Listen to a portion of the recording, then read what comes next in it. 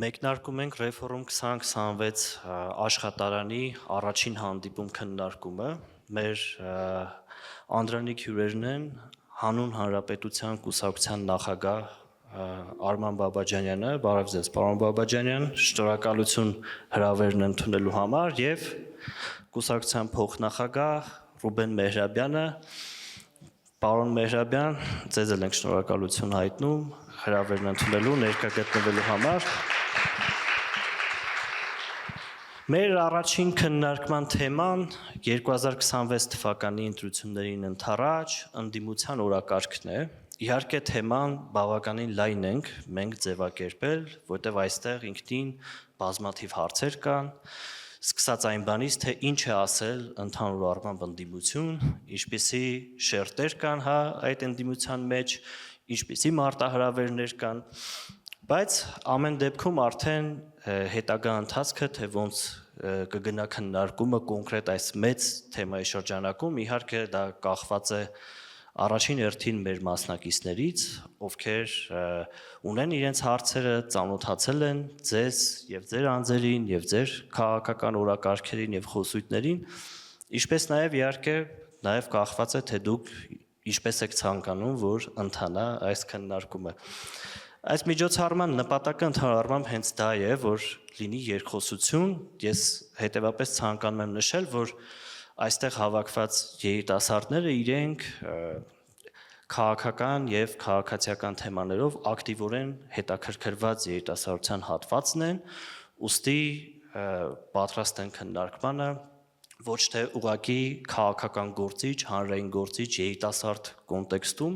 այլ ընդհանուր առմամբ հասուն քաղաքական խոսակցության։ Ես մեր հարգարժան բանախոսներից խնդրում եմ, որ մենք փորձանենք հարցերին պատասխանել հնարինս կարճ, որ կարողանանք շատ մասնակիցներից հարցեր վերցնել, ինչպես նաև հիմա խոսքը փոխանցում եմ ձեզ, որ նախաբանով դուք հանդես գաք, որից հետո արդեն տեղի կունենա հարց ու պատասխանը, ընթացած տեղեկացնում եմ, որ հարցերը տեղի ունենում գրանցման եղանակով, գրանցվում են եւ ըստ գրանցված մարդկանց հերթականության փոխանցում ենք խոսափողը եւ քննարկումը այդպես շարունակվում է։ Եվս մեկ անգամ շնորհակալություն, հարթակը ձերն է, կարող եք սկսել։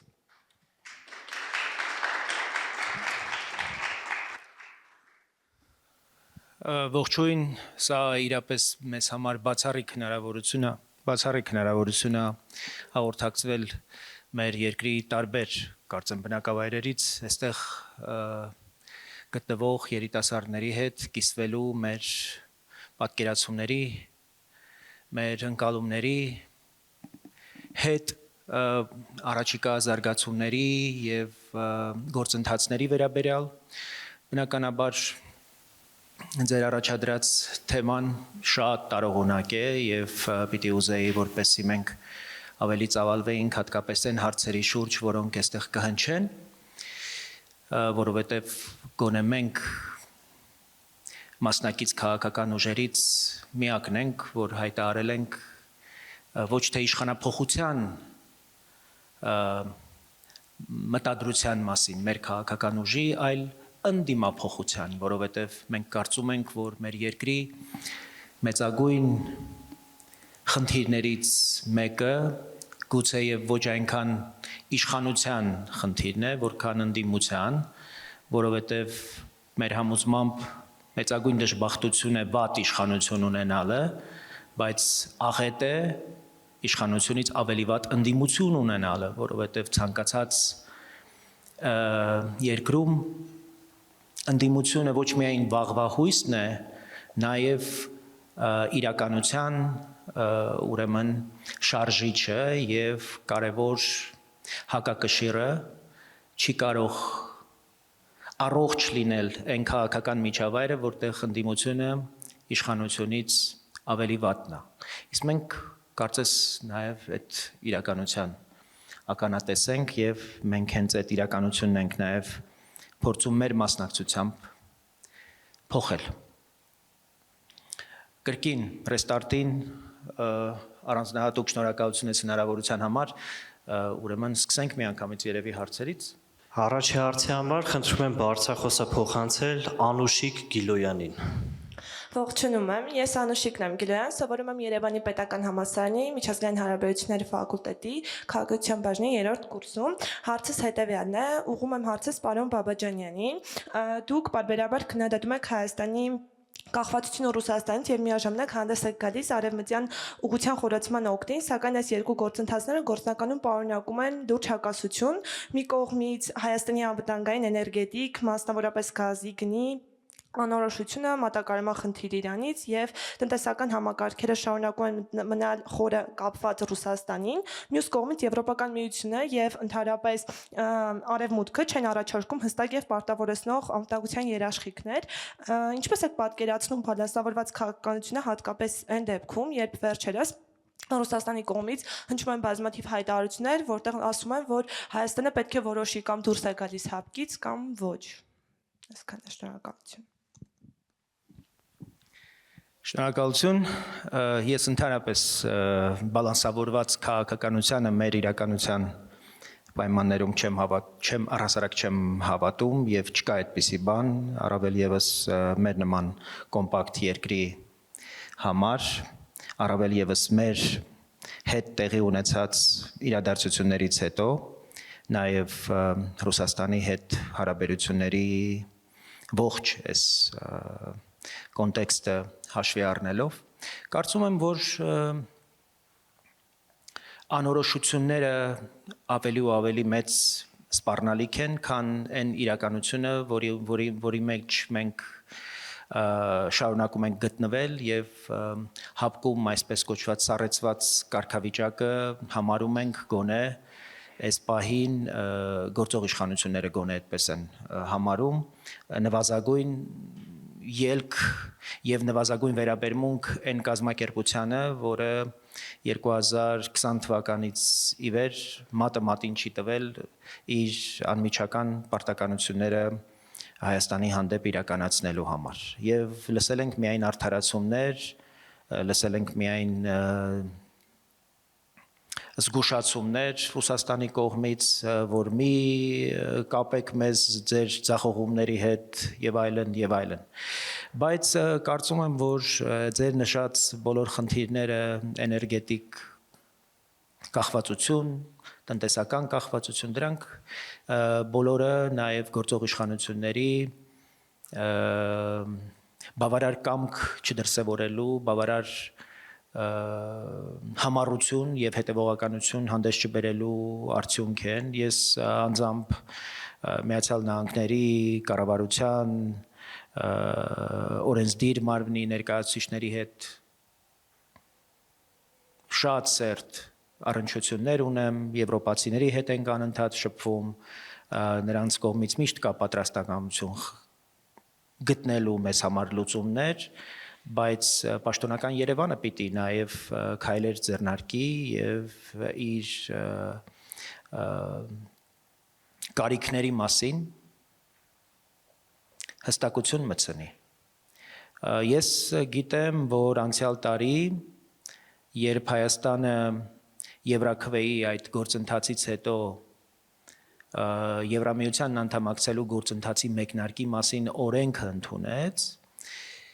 զուգահեռ եվրոպացիների հետ սկսեցին քննարկումներ, որ գազի գնի թանկացում կարող է լինել եւ ասեմ ձեզ, որ եվրոպացիները մեզ հավաստիացրել են, որ հնարավոր թանկացման դեպքում պատրաստ են ուրեմն ֆինանսապես փոխհատուցել այն հատվածը գումարի, որ այս պահին կարող է Հայաստանի համար ուրեմն անլուծելի եւ դժվար մարսելի լինել։ Մոտ 2 միլիարդ եվրոյի մասին է խոսքը, ես բարձրաստիճան մեր պաշտոնյաներից մեկի հետ հանդիպում եմ ունեցել, քննարկում ենք ունեցել եւ այդպիսի պայմանավորվածություն կար։ Վստահ եմ, որ պայմանավորվածությունները շարունակում են սեղանին մնալ, մանավանդ առաջիկայում կարևոր, գիտեք, գագաթնաժողով կա Հայաստան Եվրամիություն եւ կարծեմ 2024 թվականի ապրիլի 5-ի եթե հիշում եք, Միացյալ Նահանգներ, Եվրամիություն, Հայաստան գագաթնաժողով տեղի ունեցավ այդ 5-ի ձեռքի բերված կարևոր պայմանավորվածությունները, որոնք առնչվում էին Հայաստանի դիմակայունությանը, ուրեմն դրանք ուրեմն քննարկման առարկա կլինեն, բայց ամեն ինչ որոշում ենք մենք եւ ճիշտն ասած երբ այստեղ ինձ հրավիրում էին, մենք քննարկում էինք առավելապես ինչ հարցեր են այստեղ շոշափվելու, ներքին թե արտաքին, բոլոր քաղաքականություններն են ներքին, մենք կլինենք դիմակայուն արտաքին հնարավորություններին եւ սպառնալիքներին այնքան, որքան մեր ներքին առաջիկա զարգացումները մեզ թույլ կտան եւ մեր առասարակ դիմադրողունակությունը կլինի այնքան, որքան մենք կարողանանք ուրեմն ներսում ժողովրդավարական համակարգի, առասարակ մեր երկրի ինքնիշխանության եւ անկախության համար ուրեմն մեր հիմնական միտքը, մեր հիմնական անելիքը առավել կենտրոնացված պահել առաջիկա ընտրություններում հունիսի 7-ի ընտրություններում։ Սա է եւ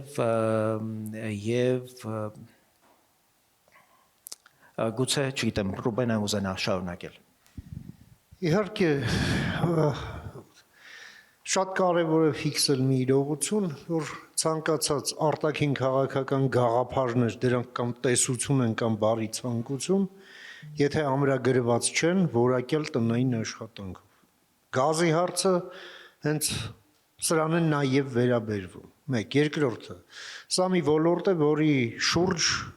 բավականին հաստ շերտով մանիպուլյացիա կա եւ ուղղակի սուտ օրինակ կապված ամենաբարձր մակարդակով ասված գնի վերաբերյալ, չէ՞։ Ասացին 177.5 ամերիկյան դոլարով է Ռուսաստանը մատակարարում Հայաստանին գազ։ Դա այդպես չի։ Այդ գնով Գազպրոմը իր դուստր ձեռնարկությանն է Հայաստանում գտնվող մատակարարում։ Հայ սպառողը այդ գնով գազ չի տեսնում։ Երբ այդ գազը հասնում է մեր խոհանոցներ կամ մեր արտադրություններ, դա միանգամայն այլ գին է։ Եվ այնքան էլ հեռու չէ եվրոպական գնից, դա մեկ։ Եվ երկրորդը, կոնֆլիկտը այն աստիճանի է ձևախեղել տրամաբանությունը մեր տարածաշրջանում եւ տնտեսական հաշվարկները, որ ստացվել է Սիբիրից եկած գազը մեզ համար ներկայացվում է որպես ձեռնտու, այն դեպքում երբ այլ տարբերակները ոչ ձեռնտու։ Այդ ժամանակ մենք պրոբլեմը պետք է գտնենք տարածաշրջանում, որտեղ է։ Մենք գիտենք որտեղ է, հա դա կոնֆլիկտն է եւ հիմա երբ արդեն հետ կոնֆլիկտային ռեաբիլիտացիայի ժամանակաշրջանում ենք մենք եւ դա շատ դժվար է տրվում եւ թիրախավորվում է ուղղակի մեր սուվերենությանը հակառակորդ երկրների կողմից, բայց սա այն միակ ճանապարհն է, որով մենք պետք է ընթանանք եւ ընթացս այո եւ ամրապնդենք մեր դիմակայունությունը, մեր ինքնիշխանությունը, մեր գազամատակարարումները, մեր էներգետիկ անվտանգությունը եւ մեր զարգացման հեռանկարները։ Ուրիշ լուծում ուղղակի չկա եւ չի կարող լինել։ Իսկ այն գործարքը, որը մեզ առաջարկվում է ձեր պետությունը տվեք մեզ, որպեսզի մենք շարունակենք ձեզ տալ էժան գազ, դա ուղղակի անպարկեշտ առաջարկություն է արված Հայաստանին եւ պատասխանն ուղղակի ակնհայտ է։ Այսքանը։ Շնորհակալություն։ Հաջորդ հարցի համար խնդրում եմ բարձրախոսը տրամադրել Մանե Շաբոյանին։ Շնորհակալություն, պարոն Բաբաջանյան, պարոն Մեհրաբյան, ես Մանեն եմ Շաբոյան, սովորում եմ Երևանի Պետական Համալսարանի միջազգային հարաբերություններ ֆակուլտետի հանրային քաղաքականություն եւ կառավարում բաժնում, երկրորդ կուրսի ուսանողուհի եմ։ Հարցս հետեւյալն է, պարոն Բաբաջանյան, դուք ձեր խոսքի սկզբում ընդհանրապես ձեր գործունեություններից էլ հետևելով հաճախ տեսնում ենք, որ նշում եք ձեր նպատակը ոչ թե իշխանափոխությունն է, ընդդիմափոխությունը։ Ինձ որպես երիտասարդ անկուսակցական ուսանողու իրապես հետաքրքրում է ձեր քայլերը։ Դուք ինչ հստակ ռազմավարությամբ կամ այլ կերպ ասած քայլերով եք փորձում դա իրականացնել։ Շնորհակալություն։ Մենք տեսնում ենք հասարակական տրամադրությունների մեջ էական զարգացումներ եւ գիտակցում, որ վերջին 5 տարիներին առնվազն մենք առողջ քաղաքական միջավայրում չենք ապրում եւ դա մեծապես պայմանավորված է նաեւ ընդդիմության կամ ինստիտուցիոնալ ընդդիմության աշխատանքներով եւ հասարակության տարբեր հատվածների հետ մեր հանդիպումներում ավելի համոզվեցինք, որ առաջիկա գործընթացներին հենց այդ օրակարգով պիտի մասնակցենք, որովհետև կարծում ենք, որ մեր քաղաքական միջավայրը առողջացնելու հրամայական կա, պահանջ կա եւ մենք ուզում ենք հենց այդ նիշան վերցնել, այդ հարթությունը գրավել եւ թե ոնց ենք դա փորձելու անել անկեղծ ես 7-րդ գումարման ազգային ժողովի անկախ պատգամավոր եմ եղել եւ մի հոգով կարողացել եմ բավական լուրջ հարցեր բարձրացնել, որոնք տարբերվել են քաղաքական այդ դասավորության ուժերի օրակարգերից եւ վստահաբար կարող եմ ասել, եթե մենք խմբակցություն ունենանք, թեկուզ համեստ ներկայացվածությամբ, մենք շատ ավելի լուրջ ինստիտուցիոնալ հակակշիռ կդառնանք թե գործող քաղաքական մեծամասնությանը եւ թե նրանց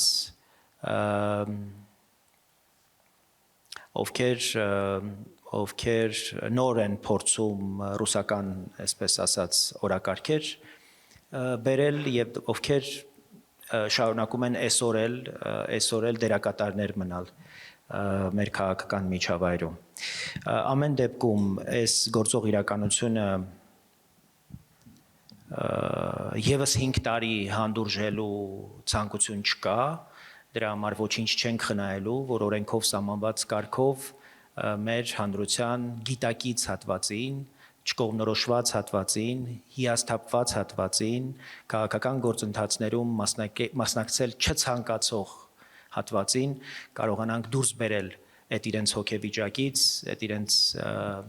առհասարակ այդ տրամադրությունները փորձենք փոխել եւ իրենց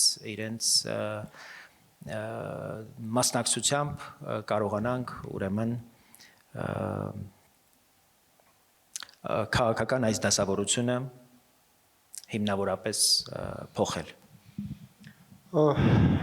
Շատ կարևոր հարց եք տալիս, ինչպես Դեկարտն էր խորհուրդ տալիս, չէ, ճշգրտեք սահմանումները եւ կվերանան վեճերի 90%։ Հետևենք այդ խորհրդին, նախ ինչ է ընդդիմություն։ Ընդդիմություն չի կարող կոչվել այն շահերի խումբը, որը հարցականի տակ է դնում պետության գոյությունը կամ հարց է բարձրացնում պետությունը դնել այլ պետության ենթակայության տակ։ Դա կոչվում է ցանկացած այլ տերմիններով, բայց ոչ ընդդիմություն։ Երկրորդը, ընդդիմություն չի նշանակում պետության ինքնիշխանության հակառակորդ։ Ընդդիմությունը դա օրենսդիր իշխանության ընդդիմախոսող մասն է, ընդդիմությունը եւս մեծ հաշվով իր պարտականությունն ունի եւ իր պատասխանատվությունը հենց իշխանության մեջ, ընդդիմախոսելով մեծամասնությանը։ Մենք բազմիցս առիթներ ունենալով շփվելու թե մամուլի միջոցով, թե անմիջապես հասարակության հետ, մենք ասել ենք հետեւյալը, որ մենք թե իրար մեջ, թե իշխանության հետ որևէ բանավեճ չունենք 6 հարցի շուրջ, այսինքն անենք դա թե չանենք, դա պետք է լինի, թե պետք է չլինի։ Առաջինը, դա խաղաղությունն է մեր հարևանների հետ։ Երկրորդը, դա փոխկապակցվածության ձևավորումն է մեր հարևանների հետ։ Երրորդը, դա Միացյալ Նահանգների հետ ռազմավարական գործընկերությունն է լիարժեք դաշինքի հեռանկարով։ 3. Չորրորդը դա եվրոինտեգրումն է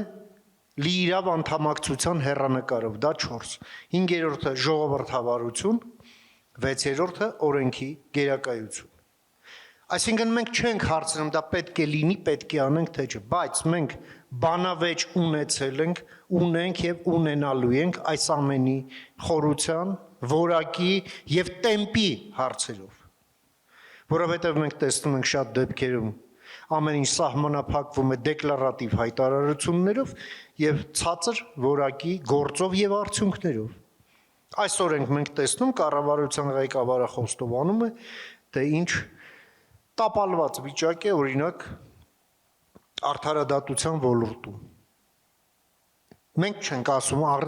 մենք շատ ենք ասել, բայց այսօր իրանք էլ են ասում։ Հասկանում եք։ Մենք հասկանում ենք, որ ընդդիմության գոյության իմաստը դա որակյալ քաղաքական որոշումներ ընդունելն է, որակյալ օրենք ընդունելն է, որը ծնվում է որակյալ բանավեճի արդյունքում։ Այն ինչ մենք հիմա տեսնում ենք, դա այլանդակություն է ուղղակի, ինչի համար, որովհետև Հայաստանում ընդդիմությունը դա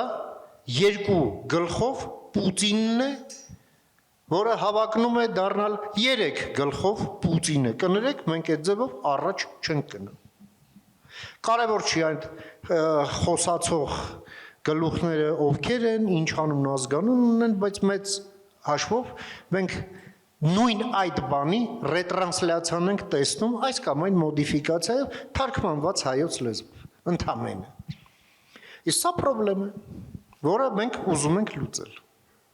Շնորհակալություն։ Շնորհակալություն։ Հաջորդ հարցի համար Ռուզաննա Մարանյան։ Ողջունում եմ ձեզ, ես Ռուզաննա Մարանյանն եմ, Restart Գավառ ԵՀԿ-ի հանրային կապերի պատասխանատուն։ Հարցս հետևյալն է, պարոն Բաբաջանյան, ձեր անձնական փորձառությունը թույլ է տալիս հարցի նայել եւ ներսից եւ դրսից։ Ինչպես եք պատկերացնում եկեղեցի պետություն հարաբերությունների ժամանակակից մոդելը Հայաստանում։ Ըստ ձեզ որտեղ է այն հստակ սահմանագիծը, որտեղ հոգեվոր հաստատության մասնակցությունը հանրային քաղաքական գործընթացներին սկսում է միջամտել պետության աշխարհիկ կառավարմանը, եւ ինչպես պետք է պետությունը հավասարակշռի խղճի ազատություն ու քաղաքական չեզոքությունը։ Շնորհակալություն։ Աղջիկները առանձնահատուկ ակտիվ են, շատ ոգևորող է։ Եկեղեցու եւ պետության հարաբերությունները բավական լուրջ, կարծում եմ, տրանսֆորմացիայի են ենթարկվում եւ դա մեծապես պայմանավորված է թե համաշխարհային իրողություններով, ասեմ, որ այդպիսի մեծ փոփոխություններ են նաև այլ պետություններում եւ այլ պետությունների եւ եկեղեցիների հարաբերությունները այս պահին ենթարկվում են այդպիսի լուրջ զարգացումների եւ նաև կարծում եմ մեր երկրի առանձնահատկությունը եւ եկեղեցու պետության միջև ձևավորված այս հարաբերությունները ունեն տարբեր պատճառներ, այդ պատճառները առասարակ հոգևոր չեն, դրանք մեծապես քաղաքական են եւ եկեղեցու հավակնությունների եւ պետության նկատմամբ եկեղեցու ունեցած պատկերացումների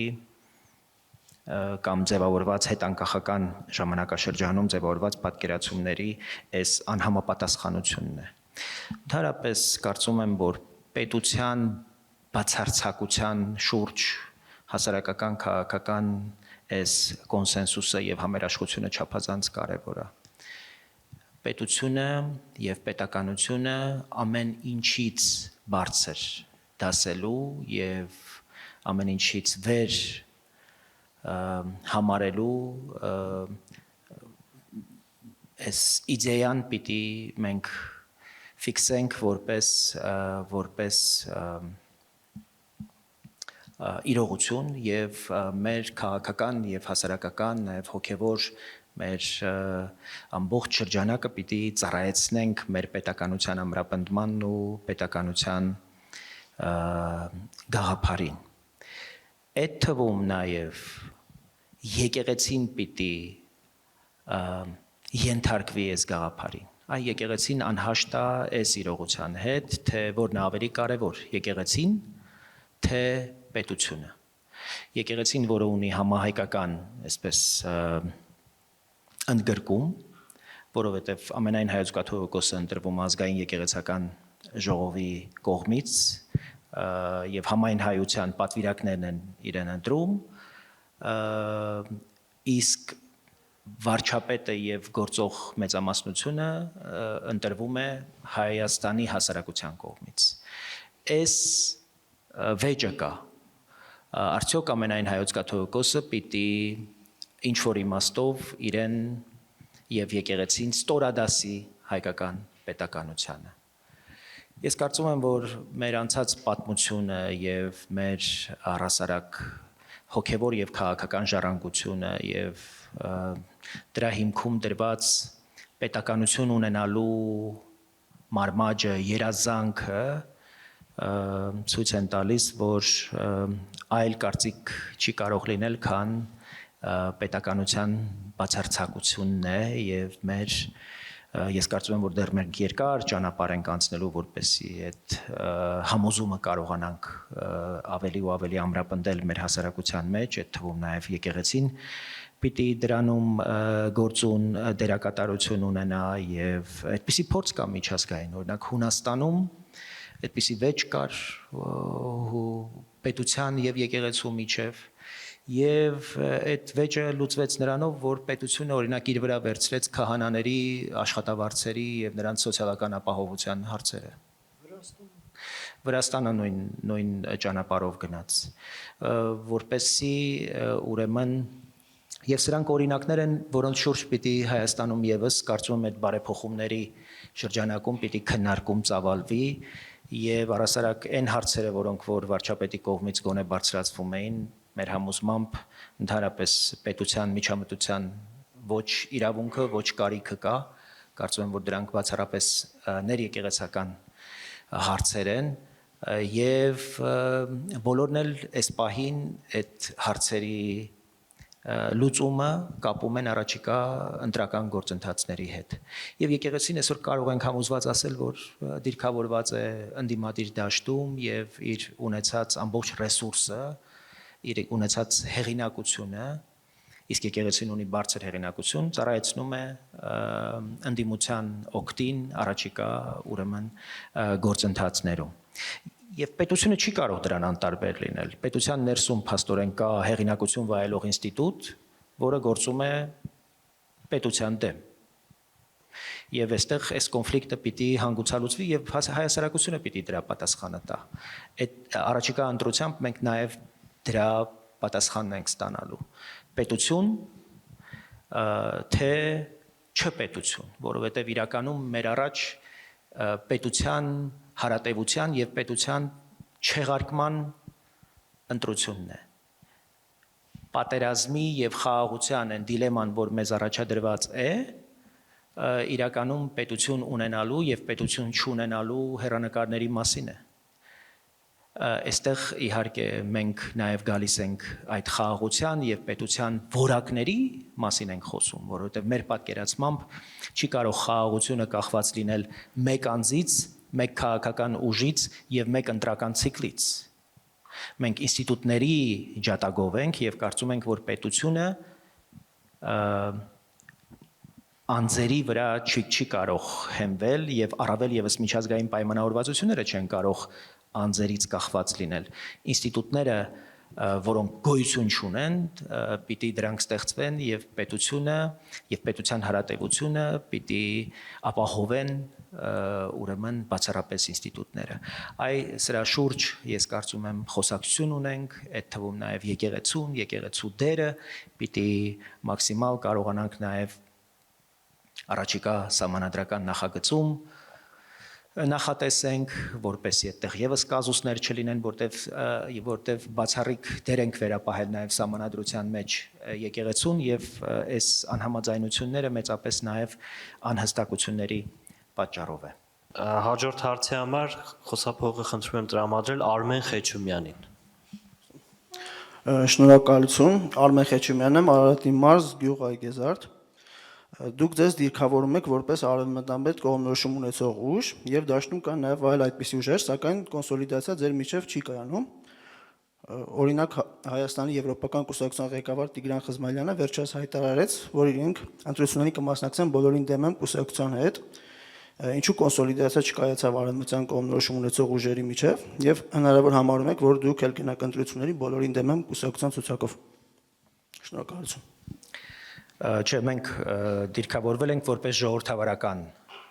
ուժ եւ այդ արևմտամետ բան այդ ձևակերպումները կարծում եմ նաեւ նպատակ ունեն նսեմացնել կամ ավելի անկարևոր դարձնել խեղաթյուրել այո իրականությունը կոնսոլիդացիա տեղի չի ունեցել որտեվ կարծում եմ խոհեմությունը չի հաղթել մենք առաջարկել ենք քաղաքական ամբողջ ուրեմն այսպես կոչված ժողովրդավարական սեգմենտին միասին ճակատով գնալ առնվազն կրկնել են հաջողությունը որ մենք ունեցանք Եվրաքվեի ժամանակ բայց կոնկրետ Տիգրան Խզմալյանը սկզբունքային անհամաձայնություններ է ժամանակի ընթացքին հայտնել մեզ համար առանցքային է եղել օգոստոսի 8-ի համաձայնությունը Տիգրան Խզմալյանը դեմ է եղել այդ համաձայնություններին մենք ողջունել ենք ինքը ոչ եւ այդտեղ մենք խզում ենք ունեցել իր հետ մյուս քաղաքական ուժերը այլ պատկերացումներ են ունեցել եւ մենք հայտարարել ենք որ գնում ենք ընդլայնված ցուցակով այս ընտրություններին եւ հրավիրել ենք առանձին քաղաքական հասարակական անհատներին մաս կազմել մեր նախընտրական ցուցակին եւ պատրաստ ենք եղել թե մեր կուսակցության ցուցակով թե այլ կուսակցության ցուցակով ուրեմն հաջողությունը երաշխավորված դարձնել չի ստացվել այդ կոնսոլիդացիան բայց առանձին անհատներ եկել են մեր հրավերին արձագանքել են առաջիկա Կիրակի օրը մեր կուսակցության համագումարն է որտեղ կհաստատենք ուրեմն մեր նախընտրական ցուցակի առաջին 30 համարը եւ մենք մասնակցում ենք ընտրություններին եւ ասելիք ունենք եւ հավատում ենք որ մեր ժողովրդի շատ կարևոր հատվածը սպասում է մեր քաղաքական ուժի հայտին Տեսեք կոնսոլիդացիայի process-ը որին մենք ջատագովել ենք դեռ այն ժամանակ երբ ստորագրահավաք էր տեղի ունենում Եվրաքվեի նախաձեռնությամբ բայց սա երկկողմանի երթևեկության փողոց է Ամենայն դեպս մենք կարող ենք փաստել, որ մենք արեցինք առավելագույնը, որպեսզի այդ կոնսոլիդացիան տեղի ունենա, այսինքն այդ երկկողմանի երթևեկության փողոցում մենք մեր կողմում այդ երթևեկությունն ապահովենք։ Եվ ըստ էության մենք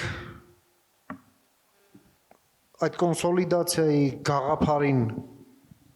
շարունակում ենք կողմ լինել եւ գոնե Since մենք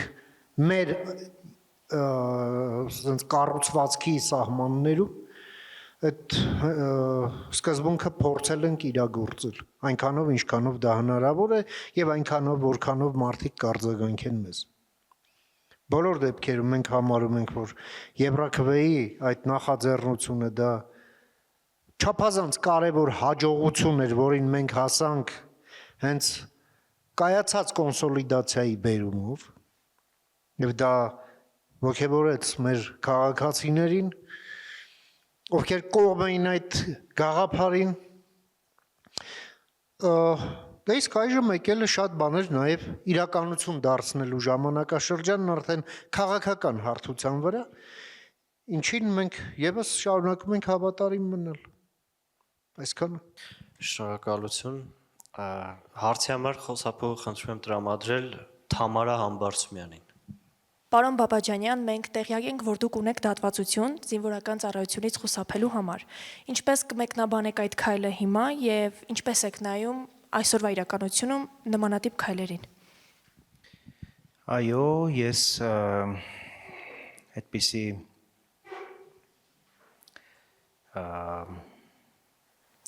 դատական գործընթացի մասնակից եմ եղել, բայց 2022 թվականին կարծեմ նոր հանգամանքներ են ի հայտ եկել, ես բողոքարկել եմ այն որոշումը, որը կայացվել է 2007 թվականին, 6-ին եմ կալանավորվել եւ արդարացվել եմ,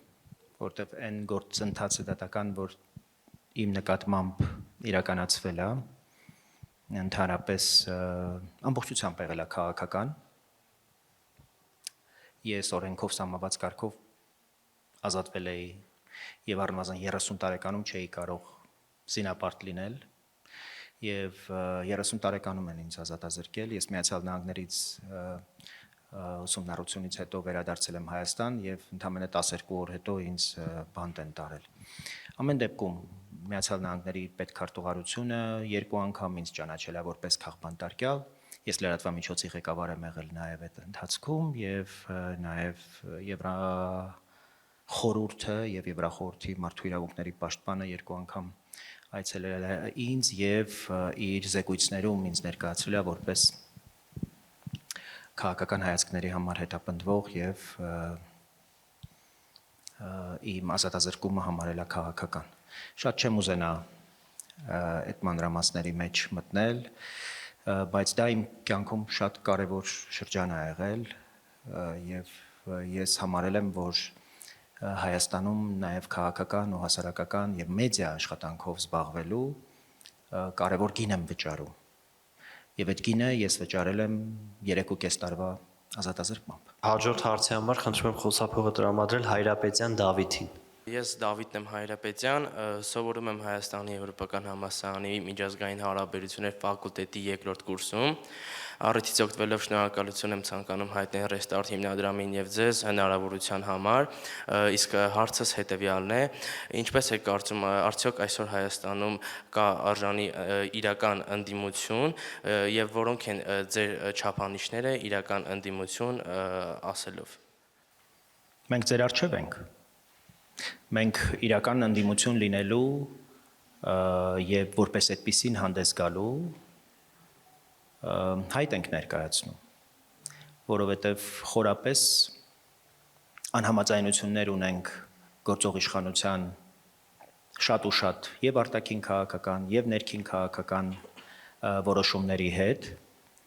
ընդհանուր առմամբ հրճակված նպատակներին կողմնակից ենք, բայց չենք տեսնում շատ որոշակի քայլեր։ Հիմա այս օրերին դուք լսում եք ամենաբարձր մակարդակով մարդիկ գործող իշխանության ներկայացուցիչները ասում են հանցագործները, կոռուպցիոներները, մաֆիոզները, մենք պայքարում ենք մաֆիայի դեմ։ Կներեք, ինչ գործ ունեն հանցագործները, գողերը եւ ավազակները քաղաքականության մեջ։ Նրանք ցուցմունք տալու փոխարեն նրանք ազատության հրապարակում ելույթներ են ունենում։ Ես որպես քաղաքացի ուզում եմ հասկանալ, այս մարդիկ adekvatություն ունեն, թե ոչ։ Այդ գնահատականները մերկապարանոց են, եթե դրանք չեն ունենում հետևանքներ։ Եվ չի կարող ամեն մեկը տեղից դուրս եկողը այդպիսի հրապարակային հայտարարություններ անել եւ օրինակ իրավապահ համակարգը որևէ կերպ դրան չարձագանքի։ Այո, մենք համոզված ենք, որ այս քաղաքական այսպես կոչված այդ եռագլուխ հրեշի կերպարը ունեցող այդ ամբողջ միջավայրը քաղաքական կազմված է մաֆիոզներից, հանցագործներից, գողերից, ավազակներից եւ հետո ավելին մենք հայտարարել ենք, որ 2025 թվականի սեպտեմբերի 18-ին Մարդու իրավունքների Եվրոպական դատարանը շատ կարևոր որոշում է ընդունել մարտի 1-ի գործով։ Ընդդեմ Հայաստանի Ֆարմանյանների հայցի մասին է խոսքը, որտեղ հստակ ձևակերպված են, թե ինչպես է կյանքի իրավունքը խախտվել այդ օրվա իշխանության կողմից։ Այդ օրվա իշխանությունը եղել են Դաշնակցություն, Հանրապետական կուսակցություն, Բարգավաճ Հայաստան եւ ամբողջ դատախազական, դատական, քննչական, ոստիկանական ամբողջ այդ համակարգը։ Մարդիկ, ովքեր այսօր էլ շարունակում են կարևոր դերակատար լինել մեր քաղաքական դաշտում։ Եթե գործող իշխանությունները առնվազն այդ կարևոր միջազգային դատարանի վերդիկտը, որոշումը չեն կարողացել քաղաքական եւ իրավական գնահատականի արժանացնել այսօր, այդ քաղաքական ուժերին, այսինքն ժողովրդավարության հակառակորդ որտեղ այդ մարդիկ գնդակարել են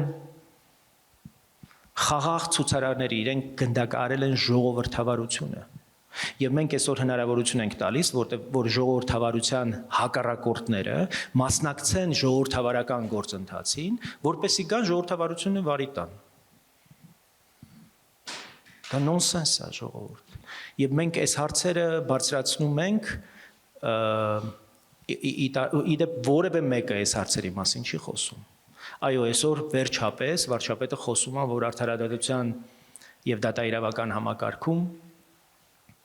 վիրահատական վերջապես քայլեր են անհրաժեշտ։ Ես ազգային ժողովի падգամավոր էի 5 տարի առաջ եւ խոսում էի, որ վիրահատականը միակ միջոցն է մեր դատական համակարգը կարգի բերելու։ Եվ դա չի վերաբերում մենակ Քոչարյանին, Սերժին, Դաշնակցությանը։ Դա վերաբերում է մեր ընդհանրապես պետություն ունենալ չունենալու հերանեկարին։ Առանց դատական իշխանության մենք չենք ունենալու ոչ արտաքին քաղաքականություն, ոչ տնտեսություն, ոչ բանակ, ոչինչ։ Եվ մենք կամք չունեցանք այս 8 տարիների ընթացքում այս հարցը վերցնել որպես հիմնական եւ դրա շուրջ ծավալել կարևոր աշխատանքներ, մենք գոնե նախկինում ունեցանք, եթե հետևել եք, ուղղակի շատ եք երիտասարդ, անցումային արդարադատության քննարկումներ կային եւ ես ազգային ժողովում այդ աշխատանքներին ներգրավված եմ եղել, այս ամենը խափանվեց 2020 թվականի 44-օրյա պատերազմից հետո եւ իշխանությունը դրանից հետո ավելի կենտրոնացած էր հետ պատերազմական իրողությունների վերացմամբ, բայց առանց դատական իշխանության առողջացման, առանց վեթինգի, որի շուրջ եւս մենք վեճ ունեինք, գործող իշխանությունը համարում էր, որ սահմանադրությունը խոչընդոտ է վեթինգ իրականացնելու համար, մենք միջև օրս էլ վստահ ենք, որ ոչ մի խոչընդոտել չկա, եթե կա քաղաքական կամք։ Ինձ դատող դատավորը խանութում ինձնից ներողություն էր խնդրում։ Ասում էր, պարոն Բաբաջանյան, կներեք, ինձ վերևից այս ինչն էր ասել։ Այդ ինչը հիմա խորհրդարանում падգամավորը։ Ով որ այս ինչին էր ասել, խմբակցության առաջնորդը Ռոբերտ Քոչարյանն է։ Հիմա օրինակ ինչ է իմ կողմից ակնկալում, որ ես այդ դատավորին պատասխանեմ։ Այդ դատավորն էլ իդեպ առաջխաղացում է ունեցել։ Համ ինձ է դատել, համ մարտի 1-ի գործով 7-ի գործով դատավորն է եղել։ Նիկոլ Փաշինյանին է դատել, Ժիրայր Սեֆիլյանին, Վարդան Մալխասյանին, բոլորին։ Մնացական Մարտիրոսյան, Ժողովուրդ ջան։ Էս է մեր դատական իշխանության դեմքը։ Մարդը ներողություն է խնդրում 15 տարի առաջ կամ 20 տարի առաջ կայացրած դատական ակտի համար։ Շատ կարճ, տեսեք, այդ սեպտեմբերի 18-ի Եվրոպական դատարանի դատավճիռը վկայում է մի բանի մասին։ Այն ինչ նույնիսկ հեղափոխությունն էլ տեղի ունեցավ, բայց հեղափոխությունն այդ հարցի պատասխանը չտվեց։ Այն, որ Հայաստանում պետությունը եղել է զավթված, կազմակերպված քրեական խմբավորման կողմից եւ պետությունը վերածվել էր հանցագործությունների գործիքի, այդ թվում նաեւ սերիական մարդասպանությունների։ Եվ այդպիսի կրիմինալ բռնապետությունը թոթափելու համար անհրաժեշտ եղավ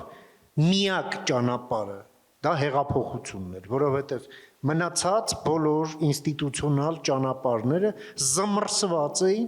այդ բռնապետության կողմից։ Հեղափոխությունը տեղի ունեցավ, բայց հեղափոխությունն այդպես էլ իր համար ծննդյան վկայական դուրս չգրեց։ Ինչու տեղի ունեցավ այդ հեղափոխությունը։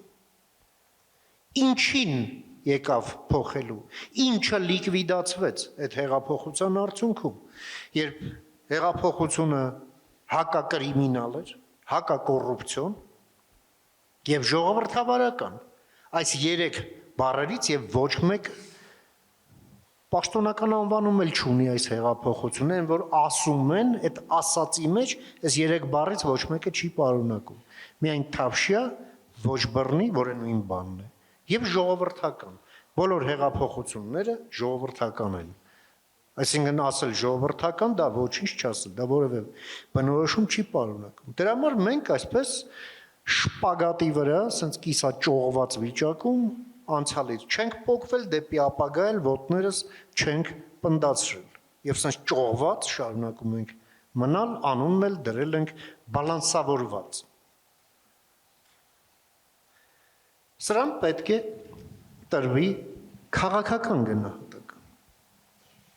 Նախ եւ առաջ։ Իսկ այո, այդ կուսակցությունները պետք է ուղղակի պետռեգիստրով լուծարվեն։ Իսկ առանձին ցուցակով մարդիկ էլ, ինչպես նաև նրանք, ովքեր ապօրինի գույքով են անցնում, ովքեր են նրանք։ Նրանք պաշտոններ զբաղեցրած անձինք են, պետական պաշտոններ։ Եթե պետական պաշտոններ զբաղեցնող մարդիկ անցնում են ապօրինի գույքի վարույթներով, նրանք ավտոմատ պետք է զրկվեն քաղաքականությամբ զբաղվելու, կրթական ոլորտում որևէ զբաղվածություն ունենալու, իրավական ոլորտում նույնիսկ փաստաբանի կարգավիճակով զբաղվելու հնարավորությունից եւ իրավունքից։ Ցմահ կներեք, ժողովրդավարությունը պետք է լինի բռունցքներով։ Ժողովրդավարություն չի նշանակում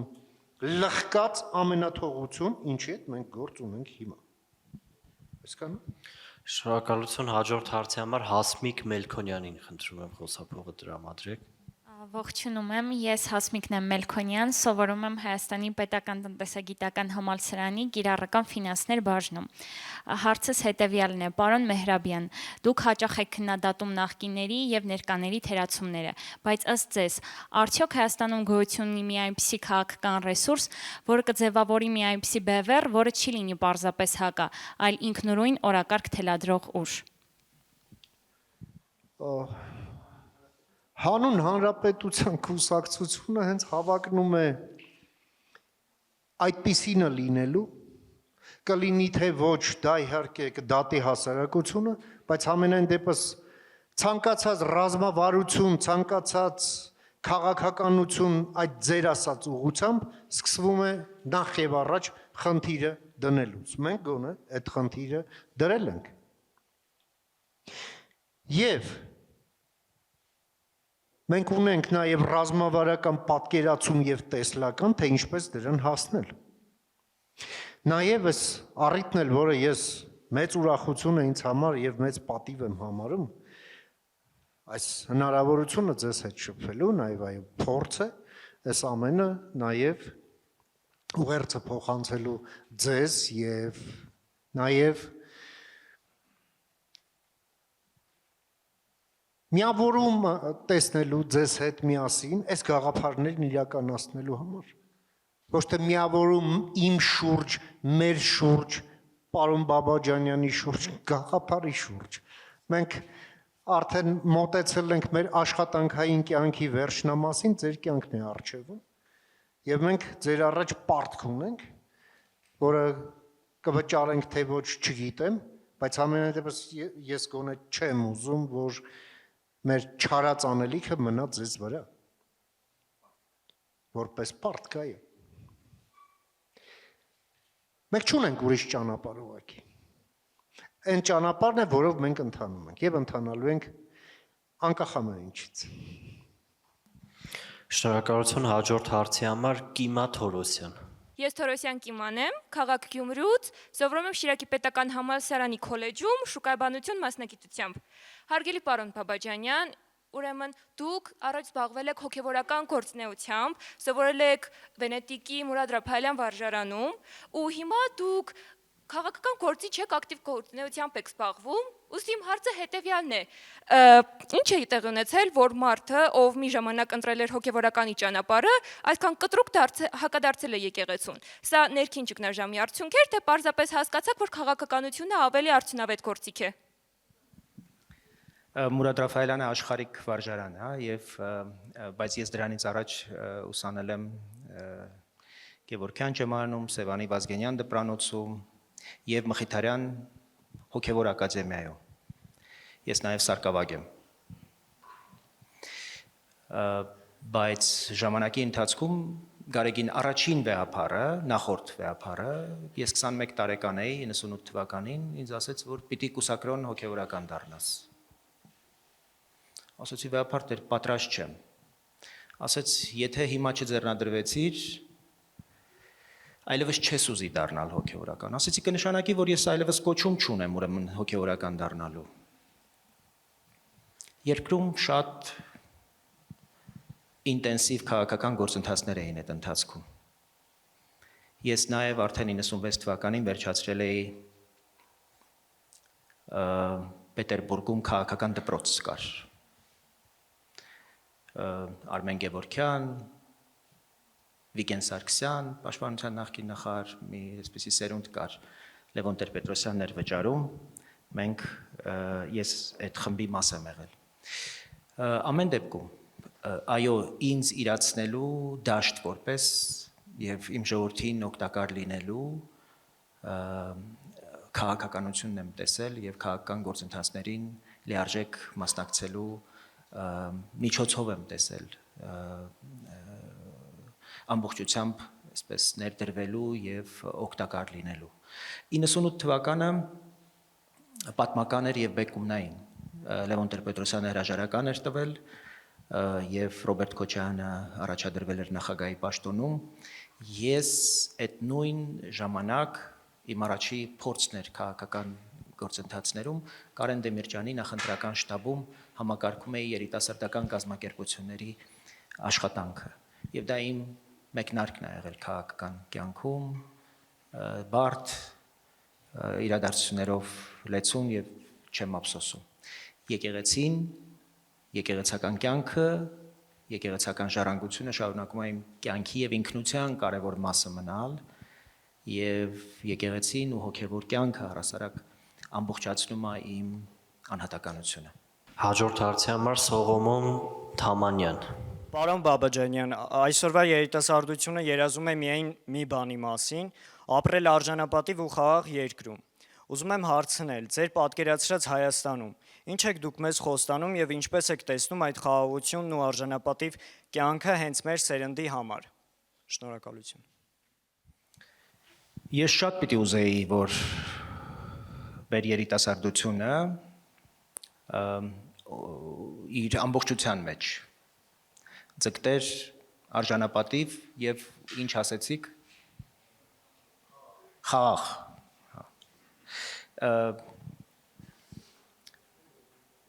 Վերջին հարցումները Հանրապետական ինստիտուտի հրապարակված այդքան էլ հուսադրող չեն։ Երիտասարդությունը մեզ մոտ կարծես պրոգրեսիվ բանից, հա, իր հիմնական ռեժիմից բավական այո, իրեն հեռու է պահում։ Եվ այս իմաստով մենք որպես նաև քաղաքականուշ շատ պիտի ուզենք, որպեսի երիտասարդության ավելի ակտիվ մասնակցություն ունենանք մեր երկրի քաղաքական հասարակական գործընթացներում։ Երիտասարդությունը հատկապես 20 թվականի պատերազմից հետո իրեն դուրս է դրել քաղաքական գործընթացներից, մեծապես ուրեմն փորձելով իրեն հերու պահել այն տոքսիկ, այո, տոքսիկ այն միջավայրից, որի մասնակիցնենք մենք այդ քաղաքական process-ներն են, քաղաքական այս գործընթացներն են։ Բայց առանց երիտասարդների ակտիվ մասնակցության զգալի հաջողություններ ուղղակի անհնար են։ Ես հասկանում եմ նաև, որ երիտասարդները փորձում են իրենց пассивությամբ առավել այսպես ստերիլ մնալ քաղաքական այս process-ներից, բայց քաղաքական դաշտը առողջացնելու համար ոչ թե պետք է пассивանալ, այլ մի քանի անգամ ակտիվ լինել եւ ավելի ներգրավվել process-ներում։ Եթե որքան դուք пассивանաք, որքան գիտակից հատվածը մեր հասարակության իրեն մասնակից չդարձնի այդ process-ներին, այնքան ապիկարությունն ու պարազիտությունը կավելանան եւ նրանք ովքեր մեր կյանքը մղձավանջի են վերածում ավելի կստվարանա նրանց ուրեմն ներկայությունը մեր քաղաքական կյանքում խաղաղությունը որի մասին խոսում եք չափազանց կարևոր հարց է եւ դա շոշափելի դարձնելու համար այս ընտրությունները չափազանց կարևոր են որովհետեւ խաղաղության ամեն օրը նաեւ բարեկեցություն պիտի բերի երիտասարդությանը, մեր երկրին, մեր երկրի ցանկացած քաղաքացու։ Մենք այդ չենք տեսնում։ Մենք հիմա տեսնում ենք, որ հայտարարվում է խաղաղության մասին, բայց խաղաղությունը դեռևս չի դառնում մարդկանց բարեկեցիկ կյանք մարդկանց բարեկեցիկ կյանքով ապրելու հնարավորություն։ Եվ հատկապես մարզային բնակավայրերում մեր հանդիպումներում ամեն օր համոզվում ենք, որ այս հարցը ընդհանրապես խաղաղության եւ խաղաղության կապիտալիզացիայի նյութականացման հարցը հրամայական է, ինչպես խաղաղության ամեն օրը դարձնել ավելի եկամտաբեր, ավելի տնտեսապես հզոր, ավելի բարեկեցիկ, այլապես ում է պետք է խաղաղությունը, եթե մենք դա չենք կարողանում դրան հասնել։ Չի կարող խաղաղությունը լինել ուղակի որպես խաղաղություն ու դա որևէ կերպ չանդրադառնա մեր կյանքի վրա, մեր իրականության վրա։ Սա չափազանց կարևոր է եւ իհարկե մենք մեր պատկերացումները ունենք եւ խաղաղության մասին եւ խաղաղությունը հաստատուն դարձնելու եղանակների մասին։ Իհարկե, այս վերջին սոցհարցումները, որին պարոն Բաբաջանյանը հղում արեց, ցույց են տալիս, որ բոլոր տարիքային խմբերից երիտասարդությունն է նախ առավել սկեպտիկը ընդհանրապես քաղաքական բոլոր ուժերի նկատմամբ, ինչը միանգամայն հասկանալի է, բայց երկրորդն էլ նաև ապաքաղաքական է։ Իսկ սա նշանակում է, որ երիտասարդությունն իրեն ինչ-որ առումով օտարված է զգում հասարակական քաղաքական պրոցեսներից։ Իսկ դա չի խոսում այն մասին, որ մեր երկրում ընթացող հասարակական քաղաքական պրոցեսները պրոգրեսիվ են իրենց բնույթով։ Մյուս կողմից, ինչ ենք մենք խոստանում երիտասարդությունը։ Իհարկե, կրթական ոլորտը, որ համապատասխանի եվրոպական ստանդարտներին, ինչը համառորեն չի արվում մեր երկրում, հանուն չգիտեմ ինչի։ Ասենք մենք գոնե անվանական գիտենք են օդիոզ դեմքերին, որոնք շարունակում են ուղղակի ապականել ուսանողների ուղեղները իրենց, այսպես ասենք, ռետրոգրադ քարանձավային աշխարհայացքով։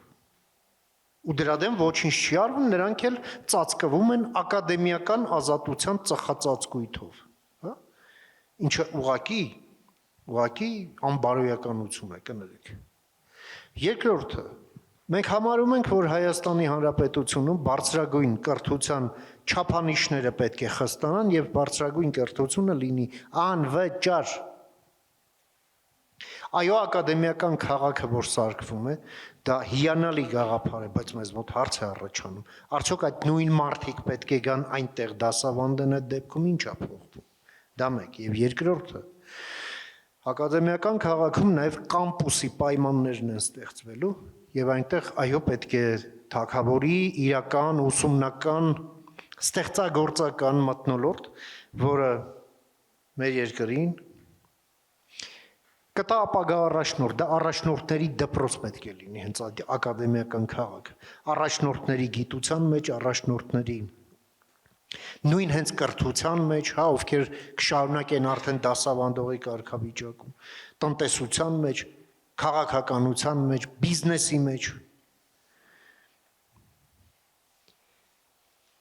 Այդ պայմանները ստեղծելու համար, այո, մենք պետք է առաջնորդենք նախ եւ առաջ եվրոպական ստանդարտներով։ Մեկ, երկրորդը, ինչպես ասացի, այո, անվճար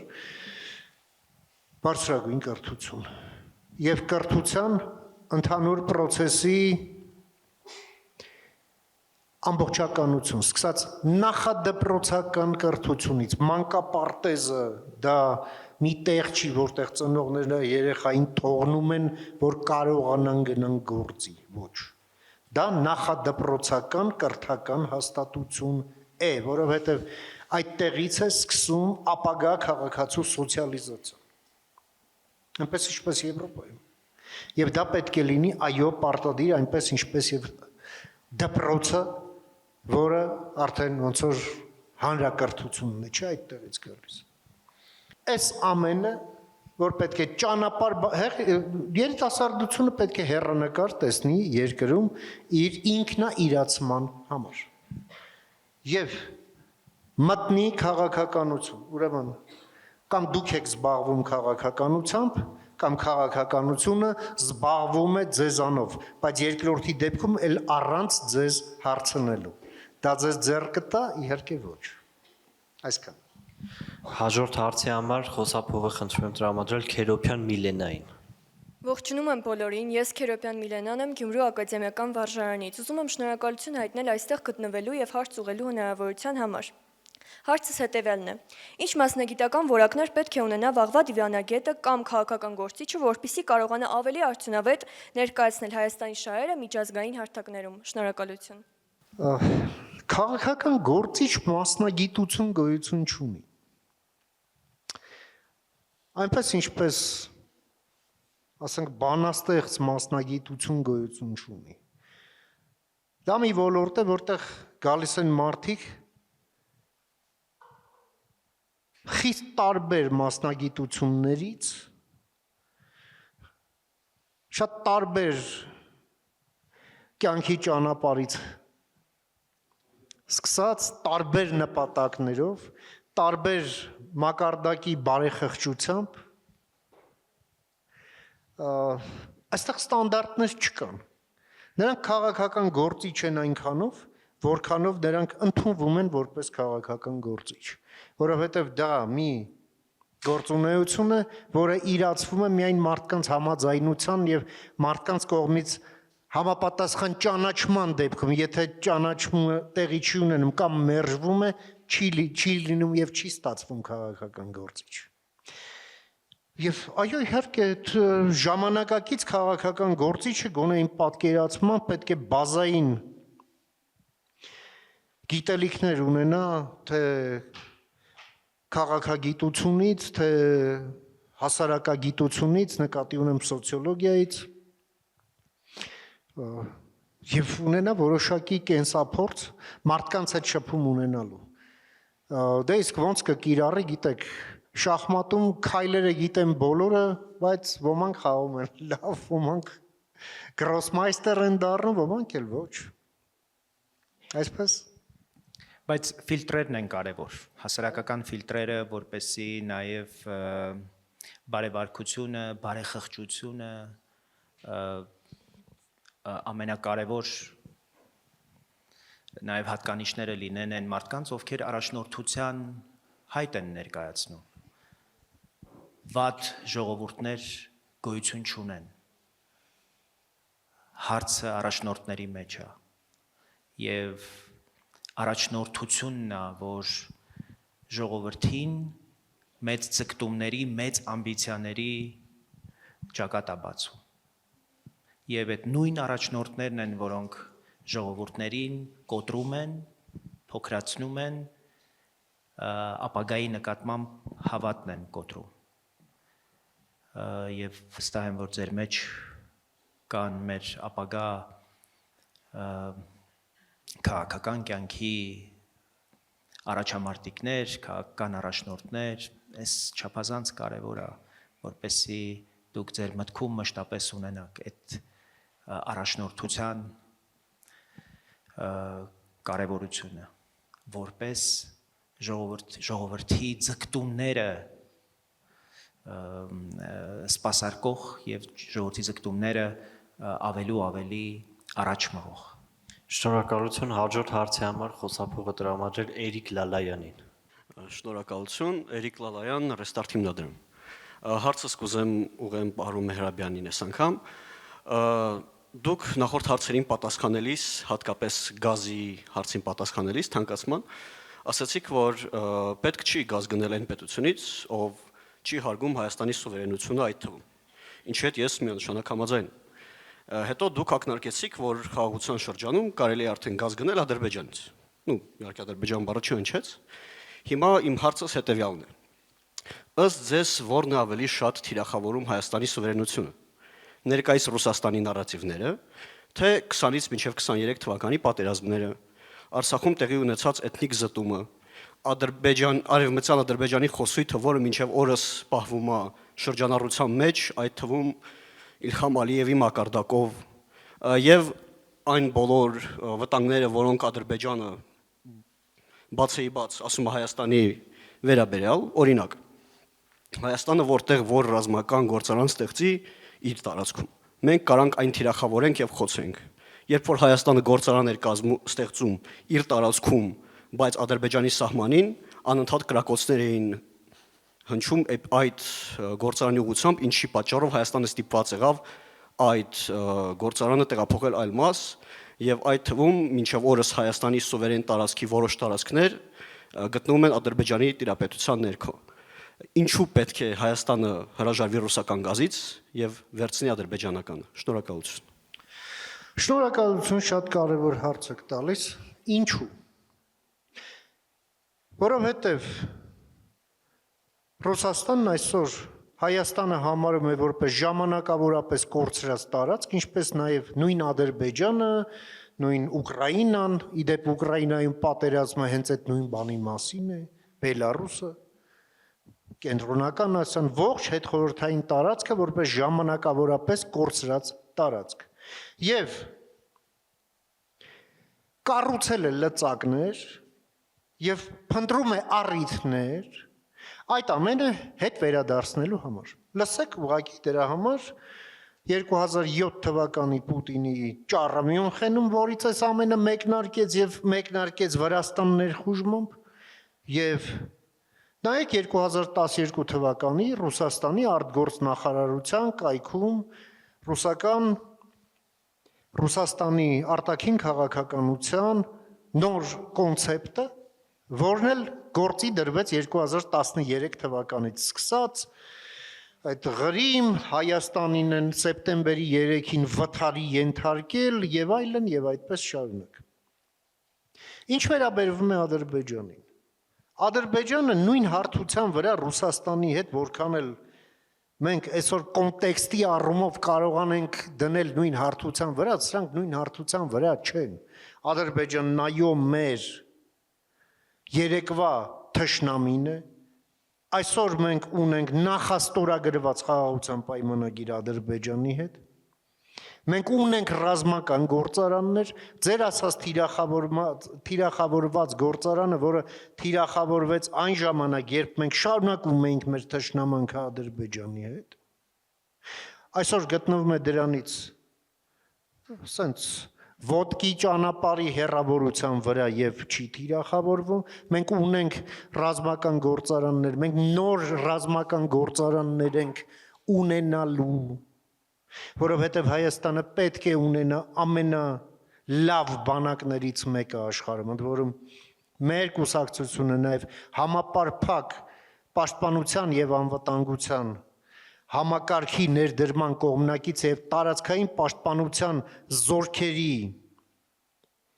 ձևավորման կողմնակիցն է, ընդ որում հասարակության ամենալայն ներգրավմամբ։ Հիմա գազին վերաբերող Ադրբեջանից գազ ստանալը մեր փոխկապակցվածության ձևավորման տրամաբանության մեջ պետք է դիտարկել։ Որովհետև Ադրբեջանը եւս մեզանից կախվածություն է ձեռք բերում, քանի որ մենք էլ տրանզիտի համար ենք Ադրբեջանի դառնում անփոխարինելի։ Այսինքն մենք Ադրբեջանի հետ որպես այո դժվար գործընկերոջ, որպես երեկվա թշնամու, որպես մի երկրի, որի հետ մենք ունենք լրջագույն անվստահություններ այս փուլում, բայց մենք ունենք նաև կամք փոխկապակցվածություն ձևավորելու, ինչի մասին ես ավելի վաղ ասացի, մեզ թույլ է տալիս նման պլաններ կազմել Ադրբեջանի հետ, բայց երկրորդը Ադրբեջանն էլ ինքնին տարանցիկ է արդեն կենտրոնական Ասիայից եկող մեծ գազի համար, որի համար տարանցիկ է եւ Ադրբեջանը եւ մենք, եւ որը պետք է ընթանա դեպի Եվրոպա։ Այս ամենն է փոխկապակցվածությունն է, որ ընդհանուր տնտեսական շահ է ձևավորում։ Ռուսաստանի պարագայում ամեն ինչն է գործիքավորված, որպեսզի Հայաստանի վրա ճնշում գործադրվի, որովհետև նույն Օվերչուկը, որը միայն տեխնիկական տնտեսական հարցերով է զբաղված, մեկ էլ հիշում է Թուրքմանչայի պայմանագիրը։ Այսինքն, ինչ եք ուզում ասել, այսինքն, եթե այն ժամանակ մենք ընդամենը տարածք էինք, որը դուք վերցրեցիք Պարսկաստանից, շարունակում եք մեզ համարել որպես տենց Թուրքմանչայի արդյունքում ձեռք բերած մի տարածք, կներեք նույնիսկ վաղը մյուս օրը երեխա կունենաք, ձեր երեխան կմեծանա, կդառնա չափահաս եւ երբ կամուսնանա, այո, նա կլքի ձեզ եւ դա է նորմալը։ Այլ ոչ թե 30 տարեկանում դեռ բարուրած պահեք, նույնիսկ եթե ասում եմ խոսքը ձեր երեխայի մասին է, բայց Հայաստանը 35 տարվա անկախ պետություն է եւ անթույլատրելի է Հայաստանի հետ այդ լեզվով խոսելը, ընդհանրապես սրա մասին է խոսքը։ Եվ գազը այո չպետք է լինի գործիք։ Մենք այնպես չի, որ ասում ենք ռուսական գազը ոչ մի դեպքում չենք ուզում, բայց մենք ասում ենք ռուսական գազը, եթե կվերածվի մահակի եւ կխփի մեր գլխին, այնպես չի, որ մենք կորացենք եւ դրա դիմաց մենք այն Թումանյանի չարի վերջի հիմար կեկվի նման պիտի մեր ձակերին հատ-հատ գցենք ներքև։ Կներեք ոչ։ Շնորհակալություն։ Բայց հարցը միայն կներեք, ոչինչ, հարցը միայն ադրբեջանական գազը չի, ես կարծում եմ, որ մենք այլընտրանքային աղբյուրներ ունենք։ Կենտրոնական Ասիայում այսօր առնվազն 2 աղբյուր, թուրքմենական եւ ղազախական, կարևոր քննարկումներ կան։ Երկրորդ փոխկապակցվածության մասին մենք միայն տրանզիտ չենք առաջարկում Ադրբեջանին։ Մենք Միացյալ Նահանգներում էինք Ռուբենի հետ եւ օրինակ Միացյալ Նահանգների պետական գերատեսչությունների հետ դեռ 2022 թվականին խոսում էինք այն մասին, որ Հայաստանը տարածաշրջանում լինելով եզակի երկիր ատոմային կարողություններ, ատոմային խաղ էներգիա արտադրելու իմաստով պիտի կախվածության մեջ պահի տարածաշրջանի այն երկրներին, որոնք էլեկտրաէներգիայի կարիք ունեն։ Այսինքն Հայաստանում մենք Միացյալ Նահանգների կամ Արևմուտքի աջակցությամբ կարող ենք գեներացնել այնքան էլեկտրաէներգիա, որ կարողանանք եւ Պարսկաստանին, եւ Թուրքիային, եւ Վրաստանին, եւ Ադրբեջանին մատակարարենք։ Եվ այդ փոխկապակցվածությունը սա հավելյալ անվտանգության բարձիկ է ապահովում։ Իդեպ ասեմ, օրինակ Թուրքիան մինչև 2028 թվականը պարտավորություն ունի իր էլեկտրաէներգիայի մոտ 28%-ը, որ արտադրվում է ածխով, վերացնելու եւ մաքուր էներգիայի անցնելու։ Եվ ինչու մենք հիմա չենք դիտարկում Ադրբեջանից օրինակ գազը բերել Հայաստան, դարձնել էլեկտրաէներգիա, իսկ մենք այդ կարողությունները ունենք եւ շատ ավելի արդյունավետ, քան տարածաշրջանի այլ երկրներ ունեն։ Եվ տալ Թուրքիային եւ ստեղծել այդպիսի փոխկապակցվածություն։ Ես հասկանում եմ, որ մենք դժվար ենք օրինակ Մարսում այս տեսակ լուծումները, բայց առաջ շարժվելու համար համարցակ խիզախ ուրեմն նաև այսպիսի մտածումներ են պետք, ըմբռնումներ են պետք եւ այսպիսի կոնցեպտների, այսպիսի գաղափարների շուրջ քննարկումներ են պետք եւ համախոհություն է պետք գտնել։ Շնորհակալություն, հաջորդ հարցի համար խնդրում եմ խոսափողը տրամադրել Ջուլիանա Հակոբյանին։ Ջուլիանա Հակոբյան, Երևան։ Որպես միջազգային հարաբերությունների ապագա մասնագետ, ինձ հետաքրքիր է ձեր տեսակետը, թե ինչպես եք տեսնում Հայաստանի Հանրապետության դերը տարածաշրջանային նոր նախագծերում, օրինակ խաղաղության խաչմերուկում, եւ արդյոք դրանք բավարար են մեր անվտանգային կարիքները հոգալու համար։ Իհարկե, խաչմերուկը Այ որ մեր երկիրը խաչմերուկ է պատմականորեն, խաղաղության խաչմերուկ գաղափարը ուղղակի դա վերահաստատում է կամ հավակնություն է այդ դերի վերահաստատման համար։ Դա բավարարում է թե ոչ։ Ինքնին այդ ամենը եթե միայն թղթի վրա է, իհարկե չի բավարարում։ Այդ ամենը պետք է նախ իրականացվի եւ սկսի գործել եւ նաեւ այո ամրապնդվի Հայաստանի գործընկերություններով, համախոհ երկրների հետ, որոնց հետ մենք ֆիքսել ենք շահերի, նպատակների եւ արժեքների ընդհանրություն։ Այո, մենք տեսնում ենք, որ եթե մենք մեր պոտենցիալով համադրելի ենք մեր հարևաններից միայն Վրաստանի հետ, իսկ մնացած մեր բոլոր հարևանները մեզանից ուժեղ են։ Ես երբ քննադատաբար էի խոսում բալանսավորման մասին, ես միայն այն բալանսավորման կողմնակիցն եմ, որը կգա շտկելու այդ դիսբալանսը։ Եվ դրա համար է հենց համալիրի մեջ եմ ես տեսնում եւ Հայաստանի եվրոինտեգրմանը եւ Միացյալ Նահանգների հետ ռազմավարական գործընկերությունը լիարժեք դաշինքի հեռանկարով, որը կգա կլուծի այն խնդիրը, որը դուք բարձրացրեցիք ձեր հարցում։ Այս ամենը իրար հետ վերցրած եւ տարածաշրջանային կոոպերացիան ընդհանուր շահ ձևավորելու ուրեմն հիման վրա եւ մեր գործընկերություններն այո։ Շնորհակալ եմ։ Որովհետև խաչմերուկի այն պատկերացումը, որ մենք ունենք տարիներ առաջ 2021 թվականի նոյեմբերի 16-ին, երբ իշխանասարի ուղղությամբ հարձակում կար, ես այդ օրը Վաշինգտոնում Ատլանտյան խորհրդում մի կարևոր հանդիպման էի եւ ամերիկացիները ինձ հետ այդ հարցն էին քննարկում, ինչպես կարող են Հայաստանին օգնել եւ մոնիտորը փորձում էին անդադ մեծացնել, ես ասում եի այս հատվածում են խփում մեզ եւ չէին գտնում այդ քարտեզի վրա իշխանասարը։ Իրենց պատկերացումներով հյուսիս հարավը որպես հետաքրքիր նախագիծ գոյություն չունի։ Եվ պատկերացեք 2021 թվականին պատերազմից անմիջապես հետո ինձ ամերիկացիները ասում են մեր հետաքրքրություններն են արևմուտք արևելք ճանապարհը։ Ես ասում եմ, ինչ եք խոսում։ Դա անհնար է։ Բայց ընդամենը 4-5 տարի ենք դրանից 4-5 տարի է անցել ու մենք բոլորովին այլ իրականության առաջ ենք եւ հյուսիս հարավը վերջին պատերազմից հետո կարծում եմ շարունակելու է անհեռանկար մնալ Միացյալ Նահանգների համար եւ մենք պիտի շարունակենք տրիպը զարգացնել եւ տրիպը դարձնել նաեւ մեր խաղաղության եւ անվտանգության կարևորագույն գործիքներից մեկը։ Այդ միայն ճանապարհ չի ժողովուրդ եւ նաեւ պատահական չի, որ Ռուսաստանը հիմա գնաց 4 կոնֆրոնտացիայի այդ հարցով, որ մենք ոչ մեկի չենք տալու կառավարման մեր իրավունքը, կոնցեսիոն իրավունքը եւ այդտեղ իդեպ ասեմ, որ առաջիկա ընտրությունները այդտեղ էլ շատ լուրջ զարգացումներ են խոստանում, այդ ընտրությունների ելքը եւ մեր պետության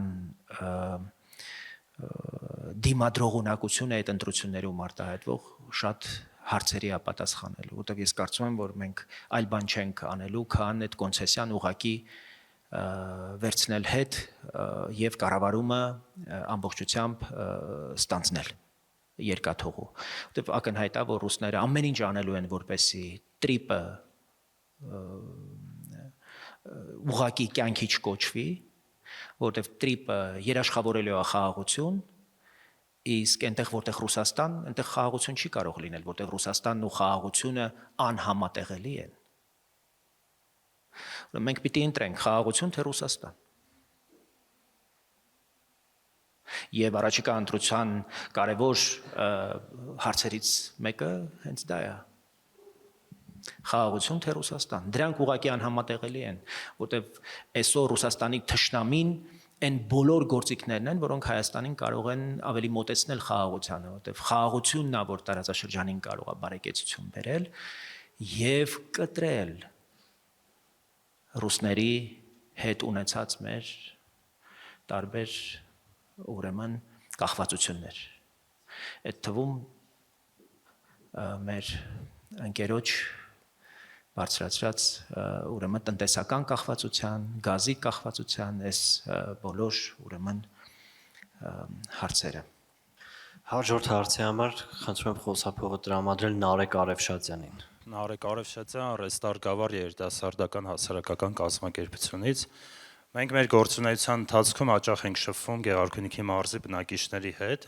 եւ ինչպես գիտեք մարզը ունի շատ քաղաքացիներ, ովքեր բնակվում են Ռուսաստանի Դաշնությունում եւ արտագնար աշխատանքով հիմնականում մեկնում են Ռուսաստանի Դաշնություն։ Ընդհանուր առմամբ Հայաստանի շուրջ 1.5 միլիոն մարդ է բնակվում Ռուսաստանում, եթե չեմ սխալվում։ Դուք խոսեցիք նաև, որ բալանսավորված քաղաքականություն չենք վարելու, այսինքն այստեղ հարց է առաջանում, այս մարդիկ ինչ են անելու, եթե մենք կտրվում ենք Ռուսաստանից եւ այլընտրանք Եվրոպան ինտեգրումը ինչքան մոտ է եւ ինչպիսի ռազմավարական քայլեր դուք ունեք, որպեսզի մոտեցնեք Հայաստանի Եվրոպական միությանը եւ այս մարդկանց ճակատագիրը ինչ է լինելու, իրենք ինչ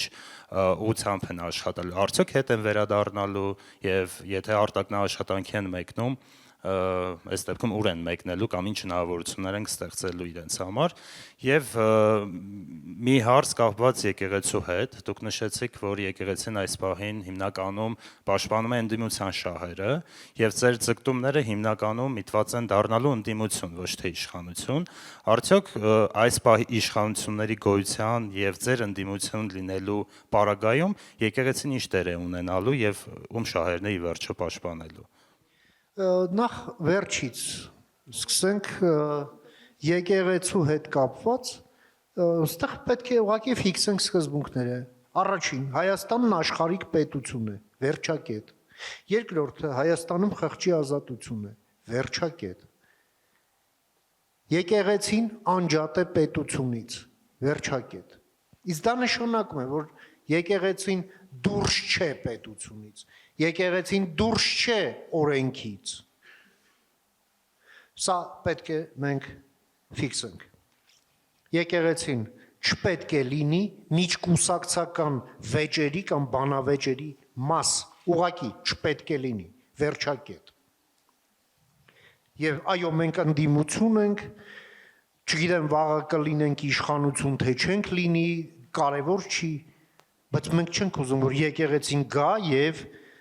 սատարի մեզ։ Մենք ուզում ենք, որ եկեղեցին լինի բարոյական հեղինակություն բոլոր քաղաքացիների համար, նույնիսկ նրանց, ովքեր հայ առաքելական եկեղեցու հետևորդ չեն, բայց կներեք, այս վիճակը, որը կա, սա անընդունելի է ուղղակի։ Սա է մեր մոտեցումը։ Ինչ վերաբերվում է եվրոինտեգրմանը։ Տեսեք, եւ Ռուսաստանում մեր հայրենակիցների բնակվելու։ Մեր հայրենակիցները այսօր ինչպես եւ մեր երկիրը, այո, կանգնած են երկընտրանքի առաջ։ Եվ ես գոնե լուծումը տեսնում եմ Հայաստան վերադառնալու մեջ, որովհետեւ Ռուսաստանում նրանց եւ նրանց երեխաների կամ ապագա ծնվող երեխաների համար դրած է մի երկընտրանք, դառնալ ռուս կամ չդառնալ, իսկ չդառնալու դեպքում դուք արժանանալու եք դիսկրիմինացիայի։ Այսինքն Հայաստանը բոլոր հայերի առաջ բացել է դռները ներգաղթի հայրենադարձության համար, չկա ուրիշ տարբերակ։ Ինչ վերաբերում արտագնա աշխատանքի, Եվրամիությունը այդ արտագնա աշխատանքի կվոտաները տալիս նույնիսկ տեխնացու երկրներին, այնպես ինչպիսին Վրաստանն է, Մոլդովան է, Ուկրաինան է, մինչև պատերազմը, հա։ Եվ մարդիկ գնում են, աշխատում են քաղաքակիրթ պայմաններում, առանց դիսկրիմինացիայի, պայմանագրով, հարկեր վճարելով եւ անգամներով ավելի շատ փող ստանալով, քան այդ Ռուսաստան կոչվածում, որտեղ մարդիկ ինչ փորձությունների միջով են անցնում, ինչ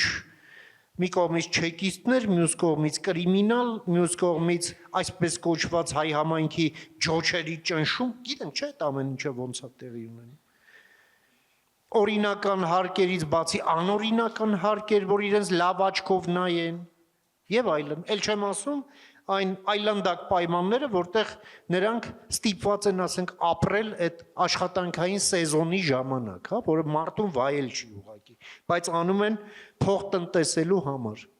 Կամ ուղղակի այլ պայմաններ չունենալու պատճառով, հա, որովհետեւ այլ պայմանները շատ ավելի թանկ են։ Ուրեմն Հայաստանը տունն է, վերադառնալ տուն։ Սա է ուրիշ առաջարկ, ավելի լավ առաջարկ չունեմ, որովհետև ես այլ Ռուսաստան չունեմ ձեզ համար, հա, սենց ասեմ, եւ մեր հայրենակիցների համար եւս։ Սա է պայմաններ։ Շնորհակալ եմ։ Ես եթե թույլ տաք ավելացնեմ ուղղակի, նախ 1.5 միլիոնի մասով, Պուտինը 2 միլիոն էր նշում, չգիտեմ, մարդիկ կան 3 միլիոն են նշում։ Մարդիկ, ովքեր որ իրենց հայ են համարում, 900,000 մարդ է նշել վերջին մարդը համարում։ Այս շատ կարևոր իրողություն է, ինչ որ ուռճացված թվեր են վկայաբերում, որոնք պիտի բարձաբանենք։ Ես չգիտեմ, այդ մարդիկ, որոնք մեկնել են արտագնա աշխատանքի, արդեն տևական ժամանակ կարծես նաև իրենց բնակության վայրն են փոխել, շատերը իրենցից, եւ իրենք պիտի ընտրեն վերադառնալ, չվերադառնալ, այդ իրենց ընտրության հարցն է, այնտեղ հիմա պատերազմը, այդ պատերազմին մասնակցելու պարտավորություններ ունեն, իրենց ընտրությունն է, բայց մենք պիտի մեզ համար որոշենք, մենք ինչ պիտի պետությունը զոհաբերենք, օրինակ Ռուսաստանում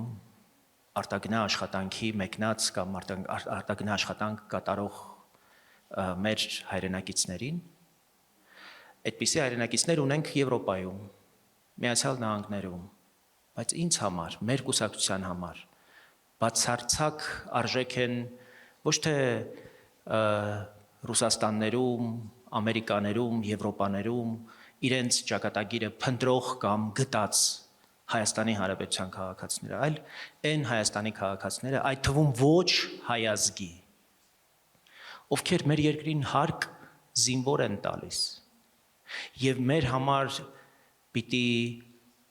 շատ ավելի մեծ ու բարձր արժեք ներկայացնեն նրանք, ովքեր մեզ հետ կիսում են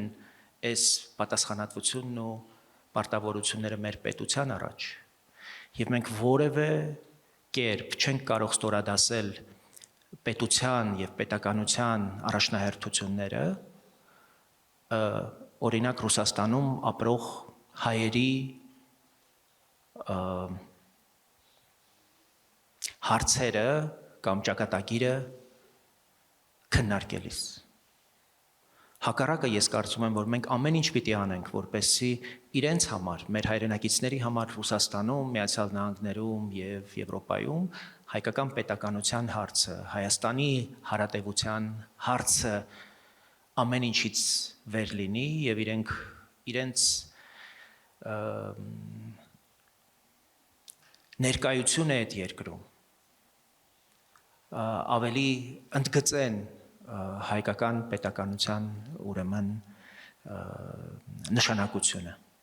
ոչ թե մենք Ռուսաստանի դեպքում այսպես առանձնահատուկ միշտ վերաբերմունք վերապահենք, որ Ռուսաստանի հայությունը ինչ որ առանձնահատուկ տարբերություն ունի,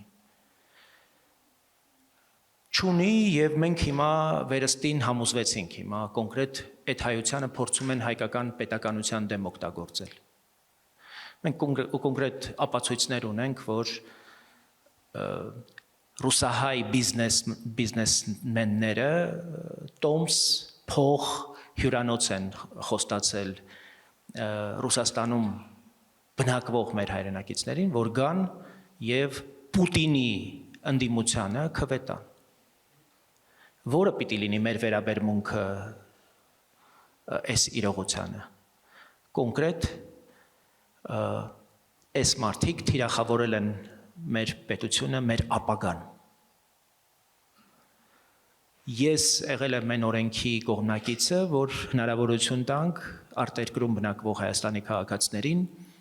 քվեարկել Հայաստանի ընտրություններին։ Մինչև 2005 թվականին Սահմանադրական հանրաքվե տեղի ունեցավ, այդ հնարավորությունից օգտվում էին արտերկրում մեր հայրենակիցները։ Այդ ժամանակ Ռոբերտ Քոչարյանը վերջնականապես որոշեց, որ արտերկրում չպետք է լինեն ընտրություններ, որտեղ 2003 թվականի նախագահական ընտրություններում Սփյուռքում հատկապես խայտառակ պարտություն կրեց, որտեղ արդար ընտրություններ էին տեղի ունենում, 97%-ով Ստեփան Դեմիրճյանը օրինակ Լոս Անջելեսի ընտրություններում հաղթում էր Ռոբերտ Քոչարյանին։ Բայց հիմա կարծում եմ այս հարցը առհասարակ քննարկելն է նույնիսկ ազգային անվտանգության հարց։ Ունենալով այսպիսի Ռուսաստանի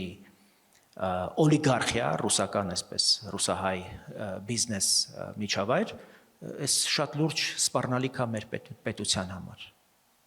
Եվ այս հարցը ընդհանրապես պիտի առժամանակ գոնե դուրս դրվի, որտեվ մենք չունենք այս համախոհությունը պետության եւ պետականության կարեւորության շուրջ։ Հաջորդ հարցի համար խնդրում եմ խոսափողը տրամադրել Հայարփի Ղազարյանին։ Ողջունում եմ բոլորին, ես Հայարփին եմ Ղազարյան, սովորում եմ Սլավոնական համալսարանի իրավագիտության ֆակուլտետում։ Պարոն Բաբաջանյան, պարոն Մեհրաբյան, հարցս հետևյալն է. ինչպիսի հստակ քայլերով եք պատկերացնում քաղաքական համակարգի փոփոխությունը Հայաստանում եւ արդյոք ձեր կարծիքով Հայաստանում արդյունավետ է խորհրդարանական կառավարման ձևը, թե օրինակ անհրաժեշտ է կառավարման մոդելի փոփոխություն։ Հայաստանի համար պարլամենտական ժողովրդավարությունը դա լավագույն ձևն է։ Ինչու եմ ես որպես Հայաստանի քաղաքացի դեմ պրեզիդենտական, կիսապրեզիդենտական կառավարմանը, դե որովհետև մենք ունենք դրա հետ կապված ծանր անցյալ, կապված անձի պաշտամունքի հետ, հա։ Եվ ցավոք սրտի մեր մոտ այդ առաջնորդապաշտությունը, որը կռապաշտությանը մեկ-մեկ վերածվում է դրսևորումների, մեզ դեռ շատ երկար ժամանակ հեռու կպահի գոնե իմ պատկերացմամբ նման խոսակցություններից այլ ձևի, քան պարլամենտական ժողովրդավարությունն է Հայաստանում, բայց պարլամենտական ժողովրդավարությունը դա մի շենք է, որի յուրաքանչյուր աղյուսը դա ուժեղ կուսակցություններն են։ Այո, կուսակցությունների այս մենյուն պետությունը պետք է մի հատ վերաձևի։ Հայաստանում կան ավելի քան 100-ից ավել կուսակցություններ, որոնց մեծ մասը ուղղակի դե ֆակտո ինչ-որ բուտաֆորիկ բաներ են և քաղաքական կոռուպցիայի բջիջներ։ Հետևաբար այստեղ այո քաղաքական միջավայրի ձևավորման առումով պետությունը, ոչ թե քաղաքական մեծամասնությունը, պետությունը անելիք ունի, որպեսզի մեր ժողովրդավարությունը կայանա եւ կառուցվեն անշրջելիության ինստիտուցիոնալ երաշխիքներ, որովհետեւ ժողովրդավարությունը անբաժանելի է օրենքի գերակայությունից։ Այսքանը։ Այս իմաստով ավելացնեմ ուղղակի, այսօր մեր պետությունը պարտավորություն ունի հավասար պայմաններ ապահովել ընտրություններում մասնակցելու համար քաղաքական բոլոր ուժերին, այդ հավասար պայմանները ապահովված չեն, մենք տեսնում ենք ահռելի ծավալի ապօրինի փողի շրջանառություն, Ռուսաստանից քեշ փող են բերում այստեղ եւ տեսնում եք այսօր էլ 15 հոգի թե 14 հոգի բերման են ենթարկվել եւ ոչ պատահականորեն կանայք, հղիներ, հա դրա մեջ ներգրաված անձինք են, այդ գիտեք ովքեր են հատկապես այդպիսի բան անում։ Քրեական մտածողություն ունեցող շրջանակները կանանց երեխաներին օգտագործում են իրենց հանցագործությունը տեղ հասցնելու նպատակով։ Հիմա պետության գործառույթը այս բոլոր իրողությունները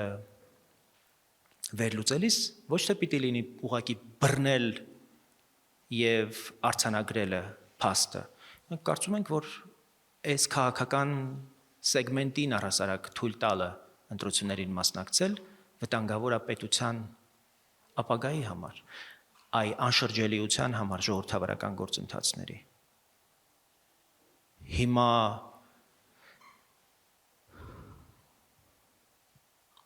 թալանած,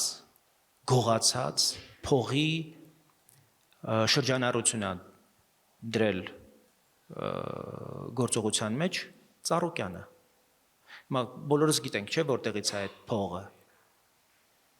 Մենք հնարավորություն ենք տվել, որպեսզի այդ մարդը, ով ակտիվ դերակատար է եղել մարտի 1-ի իրադարձություններին, փաստահավաք խումբը նույնիսկ ապացույցներ է գտել, որ իր թիկնազորը զինվորական համազգեստով մարդկանց է ջարդ ու խորթարել այդ իրադարձությունների ժամանակ։ Բայց 2017 թվականի ընտրությունները մեր բոլորի աչքի առաջ են եղել, էլի դուք երիտասարդ եք։ Մենք տեսել ենք, թե ինչ ծավալներով, ինչ ընտրախախտումներ են տեղի ունեցել եւ ինչ ընտրակաշառքներ են բաժանվել մարդկանց հոգուտ Բարգավաճ Հայաստանի։ Շաբաթներ առաջ, թե օրեր առաջ Գայք Ծառուկյանը այդ գործով արդարացվեց։ Էսա վերաբերմունքը մեր պետության եւ ժողովրդավարության նկատմամբ։ Մենք սրա հետ չենք կարող համաձայն լինել։ Ես ուզում եմ մի կարևոր փաստ ձեզ պատմել։ Ես Նայիրի Հունանյանին եմ հանդիպել 2019 թվականին որպես պատգամավոր, ինքը դիմել էր վաղաժամկետ պայմանական ազատման համար ու ինձ համար տարօրինակ էր։ Այս տղեն վրա է հույսը դրել, որ տենց դիմում է գրել եւ պահանջում է վաղաժամկետ պայմանական ազատում։ Կապվեցի ազգային անվտանգության ծառայության մեկուսարան, ասացի ուզում եմ հանդիպել, ասացին պիտի նախարարի հետ ճշտենք եւ այլն ճշտեցին, ասացին կարող եք հանդիպել, պիտի հարցնենք Նայիրին հարցնում են, համաձայնում այնց հետ հանդիպել եւ ոտ 6 ժամ խոսել ենք։ Եվ տահօրինակորեն ինքը պատմել է դեպքին նախորդող մոտ 6 ամսվա իրադարձությունների մասին, նշելով մարդկանց անուններ, ովքեր այսօր քաղաքական կարևոր դերակատարներ են։ Մեր դատական իշխանության, քաղաքական ուժերի եւ ընտրական գործընթացների կարևոր դերակատարներ են, որոնք իրեն ոգևորել են, խրախուսել են, կատարել այն ակտը, որ տեղի է ունեցել 99 թվականի հոկտեմբեր 27-ին։ Հիմա սա պիտի ունենա հետևանք, թե ոչ։ Ես դրա մասին իդեպ անուններն եմ հնչեցրել, բազմաթիվ հարցազրույցներում եմ ասել, այս անունները տվել է Նայիրին։ Դա հետևանք չի ունեցել։ Հա ինչ որ անջատված մասով ես էլ գնացել ցուցմունք եմ տվել։ Առաջընթաց չկա։ Եվ մենք հասկանում ենք, որ պետությունը նաև այդպիսի ծավալի գործ իր լրումին հասցնելու համար պիտի ունենա անհրաժեշտ դիմադրողունակություն,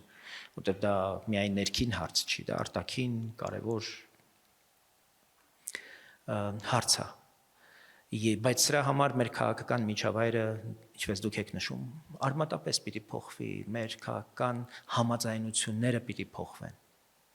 Այն հարցերի շուրջ, որոնք պիտի կոնստանտ լինեն, անքննելի եւ անքննարկելի։ Իսկ մենք այս ընտրություններով ընդհանրապես ուզում ենք հələ պատասխանենք հարցին. Հայաստանը պիտի լինի, թե չպիտի լինի։ Որտեղ մեր հակառակորդների, քաղաքական հակառակորդների համար, օրինակ, ընդունելի է, որ կարա եւ Հայաստանը չլինի։ Կարա Հայաստանը լինի, օրինակ, Թաթարստանի նման մի ծայրագավառ։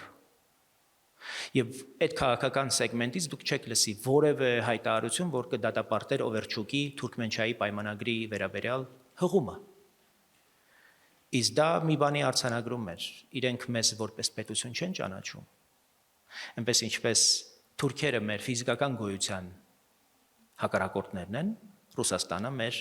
պետականության գոյության հակառակորդն է։ Իսկ ինչ տարբերություն թուրքերի եւ Ռուսաստանի միջև է դեպքում։ Ոչ մի։ Հետևաբար հարցը, թե դուք թուրքական վիլայետ, թե Ռուսաստան գուբերնիա ընտրության այս բանը ում է կընտրում, չկա այդպիսի ընտրություն։ Երկուսն էլ հավասարապես մեզ համար կործանարար են։ Դրա համար եկեք խելքներս գլուխներս հավաքենք եւ կենտրոնանանք հայկական պետականությունը ամրապնդելու շուրջ։ Ընտրություն չկա այդ երկուսի միջև։ Երկուսն էլ հավասարապես մեզ համար մերժելի եւ իհարկե որտեվ կործանարար են։ Շնորհակալություն, ես արդեն ավարտին եմ մոտենում մեր քննարկումը ու նաև ցանկանում էի մի հարցել ես տալ, ընդհանուր առմամբ հիմնականում կապված ավելի շատ ԱՄՆ-Ադրբեջան հավանական հարաբերությունների զարգացման հետ, որտեղ տպավորություն կա, սովորաբար հանրապետական կուսակցությունը իր արտաքին քաղաքականությունը ծոր երկու հիմնադրույթների վրա է վարում, այսինքն անվտանգություն եւ տնտեսություն ու այս կոնտեքստում փոխադարձ շահեր, բայց դեմոկրատական կուսակցության պարագայում այս երկուսին ավելանում է նաեւ մարդու իրավունքներն ու ժողովրդավարությունը, ինչը խնդիրներ է ստեղծում հարաբերությունների տեսանկյունից նենց երկրներ, ինչպիսիք Ադրբեջանն է։ Ու հիմնականում սա նաև նկատվում է անմիջական հանդիպումների, տարբեր միջոցառումների եւ համաժողովների ժամանակ, որ անդադ այդ դիտարկումը Ադրբեջանի կառավարման մոդելի մասով իրենց կողմից նշվում է ու այս համատեքստում ես նկատում եմ, որ սա նաև կարա խնդիրներ ստեղծի, օրինակ արկա պայմանավորվածությունների հետ կապված։ Ադրբեջանին ավելի հերու մղելով այն Վաշինգտոնյան հռչակագրի արդյունքում ձևավորված անվտանգային ճարտարապետությունից, որը որ հիմա կա ու դա նաև մեկը ես անձնապես ձեռքբերում եմ համարում։ Այս առումով դուք ինչ ռիսկեր եք տեսնում ու եթե այդպիսի ռիսկեր հետագայում նաև առաջանան, օրինակ մեկը Հայաստանը ինչ դեր այստեղ կարող է ստանցնի։ Ռիսկերի կառավարման կոնտեքստում էլի Հայաստանը։ Շատ կարևոր հարց եք բարձրացնում, ես ասեմ հատկապես օգոստոս 8-ից հետո Ադրբեջանը իր լոբիստական ջանքերը առասարակ քարապատկել, հնգապատկել է եւ դրան միացրել են նաեւ թե հրեական թե թուրքական լոբիստական ամբողջ խմբերը, որպեսզի կարողանան ընդհանրապես այդ համաձայնությունների օգոստոսի 8-ի համաձայնությունների կոնտեքստում ընդգծեն Ադրբեջանի առավելությունը եւ Ադրբեջանի կարեւորությունը։ Այստեղ մեր աշխատանքից է շատ կախված, շատ բան կախված եւ երբեք այդ ձեռքբերված պայմանավորվածությունները չսահմանափակել բացառապես ամերիկյան ակտիվ մասնակցության ուրեմն տիրույթում։ Տեսեք, Միացյալ Նահանգները զբաղված էին Իրան-իսրայելական այդ ամերիկա-իսրայելական պատերազմով, չափազանց կարևոր էր, որպեսզի մենք եւ Ադրբեջանը շարունակենք ձեռքբերված պայմանավորվածությունների օրակարգը առաջ մղելով։ Եվ դա չափազանց մեծ գնահատանքի է արժանանում թե Միացյալ Նահանգներում, թե նաև մեր գործընկեր ուրեմն այլ միջազգային հարթակներում։ Այստեղ կարծում եմ, որ Ադրբեջանի նշանակությունը Միացյալ Նահանգների քաղաքականության համար շարունակելու է կարևոր մնալ իրանական կոնտեքստում, անկախ նրանից այնտեղ ինչ ռեժիմ կլինի, իսկ մենք տեսանելի ապագայում չենք տեսնում այդտեղ ռեժիմը փոխելու որևէ հեռանկար, եւ այդտեղ ես կարծում եմ, որ անկախ նրանից թե հանրապետական կուսակցությունը ինչ պատկերացում եւ նշանակություն է տալիս ժողովրդավարությանը եւ ժողովրդավարական արժեքներ հետապնդող երկրներին, մենք շարունակելու ենք առավելություն ունենալ նաեւ մի շարք այլ իրողությունների պատճառով, օրինակ ինձ համար շատ անսպասելիորեն լրջագույն պետական հաստատություններում Միացյալ Նահանգների մեր քրիստոնյա լինելը շատ կարևոր կապիտալ է դարձել քաղաքական ուրեմն Միացյալ Նահանգների հետ մեր հարաբերություններում։ Եվ պիտի ասեմ, որ օրինակ TRIP-ի շուրջ քննարկումները եւ այն երկրները, որոնք սկսում են եւ շարունակում են TRIP-ով, ամերիկացիներն են վկայաբերում, որ միակ ժողովրդավարությունը եւ միակ քրիստոնյա երկիրն է Հայաստանը, ում վրա մենք ուզում ենք հենվել եւ կառուցել մեր ռեգիոնալ քաղաքականությունը, թե դեպի կենտրոնական Ասիա եւ թե հարավային Կովկաս։ Եվ սա այն կարևոր ձեռքբերումն է, որով մենք չպիտի բավարարվենք, դրան պիտի կարողանանք ավելի ուրեմն նորանոր, այսպես իրողություններ ավելացնենք, հարստացնենք այդ օրակարգը, որովհետև Ադրբեջանն էլ ասեմ, որ ձեռքերը ծալած չի նստում, ամեն օր ամերիկացի պաշտոնյաները ասում են, որ մեր դռները ուղղակի ծեծում են իրենց նշանակությունը, իրենց կարևորությունը եւ առավելությունը ընդգծելու համար, որովհետև մեծ հաշվով օգոստոսի 8-ի համաձայնությունները Ադրբեջանի համար մեծ ցախողում եւ մեծ կորուստ էին։ Ի վերջո կապիտուլյացիան, որին ձգտում էր Ադրբեջանը, անհնար դարձավ օգոստոսի 8-ի Հայաստանի կապիտուլյացիան, անհնար դարձավ հենց օգոստոսի 8-ի համաձայնությամբ, Միացյալ Նահանգների միջնորդությամբ եւ ես կարծում եմ, որ այս ձեռքբերումը Հայաստանի համար չափազանց մեծ կապիտալ է, ու մենք պիտի այդ համաձայնությունները կյանքի կոչելու համար անհրաժեշտ քաղաքական կամք, միջավայր եւ հեռանկարներ ստեղծենք այստեղ Հայաստանում։ Տեսեք, մենք շատ խոսեցինք այսօր կոնֆլիկտի վերացման անհրաժեշտության մասին։ Բայց ես ուզում եմ ձեր ուշադրությունը հրավիրել մեկ հանգամանքի վրա։ Այո, կոնֆլիկտը պետք է վերանա, բայց դրան փոխարինելու է գալիս մրցակցության ժամանակաշրջանը։ Այո, մենք հարևաններ ենք, բայց մենք նաև մրցակիցներ։ Մեր հաջողության պատմությունների մրցակիցներ։ Պատասխանելով հարցին, թե ինչ ռիսկեր ենք տեսնում, եկեք մի հատ ֆիքսենք, հա, իսկ մենք ինչ չէինք ուզի, որ Ադրբեջանի դեպքում տեղի ունենար։ Երկու բան։ Առաջինը, որ Ադրբեջանը խաղար ոչ թե կանոններով, այլ սկսեր խախտել այդ կանոնները, այ դա չէինք ուզենա։ Եվ երկրորդը, չէինք ուզենա այնքան թուլանա, որ Ռուսաստանը հայտնվի մեր սահմանին։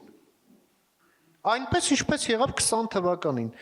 Առաջի Հայաստանի Հանրապետությունը կործանվեց այն ժամանակ, երբ կործանվեց Ադրբեջանը եւ բոլշևիկները հայտնվեցին մեր սահմանին մի հատ էլ միավորված Ադրբեջանի հետ։ Այդ դա էլ չենք ուզենա։ Իսկ դա նշանակում է, այո, մենք շահագրգռված ենք, որ որքան հնարավոր է Ադրբեջանն ունենա սերտ հարաբերություններ թե Միացյալ Նահանգների, թե Եվրամիության հետ։ Բայց քանի որ մենք խոսում ենք մրցակցությունից, այո, մենք շահագրգռված ենք, որ մենք էլ ունենանք ամենասերտ հարաբերությունները, բայց լինենք մի քայլ, իսկ ավելի ճիշտ, մի քանի քայլ առաջ այդ հարաբերություններում, քան Ադրբեջանը։ Հատկապես 21-րդ դարում մեր տեխնոլոգիական զարգացման, մեր այս նորագույն տեխնոլոգիաների ոլորտում այդ համագործակցության մեջ, մեր կենսամակարդակով, որ հիմա նույնիսկ ավելի բարձր է, քան Ադրբեջանում, այո, մարդու իրավունքների առումով, աշխարհում մեր ունեցած փափուկ ուժի, մեր իմիջի առումով, այս ամենը լինի մեզ համար պլյուս, որովհետև այդ ամենը եկամուտ է եւ անվտանգություն։ Եվ մենք դա կարող ենք անել։ Եվ շատ շնորհակալություն ձեզ մեզ այսքան դիմանալու համար։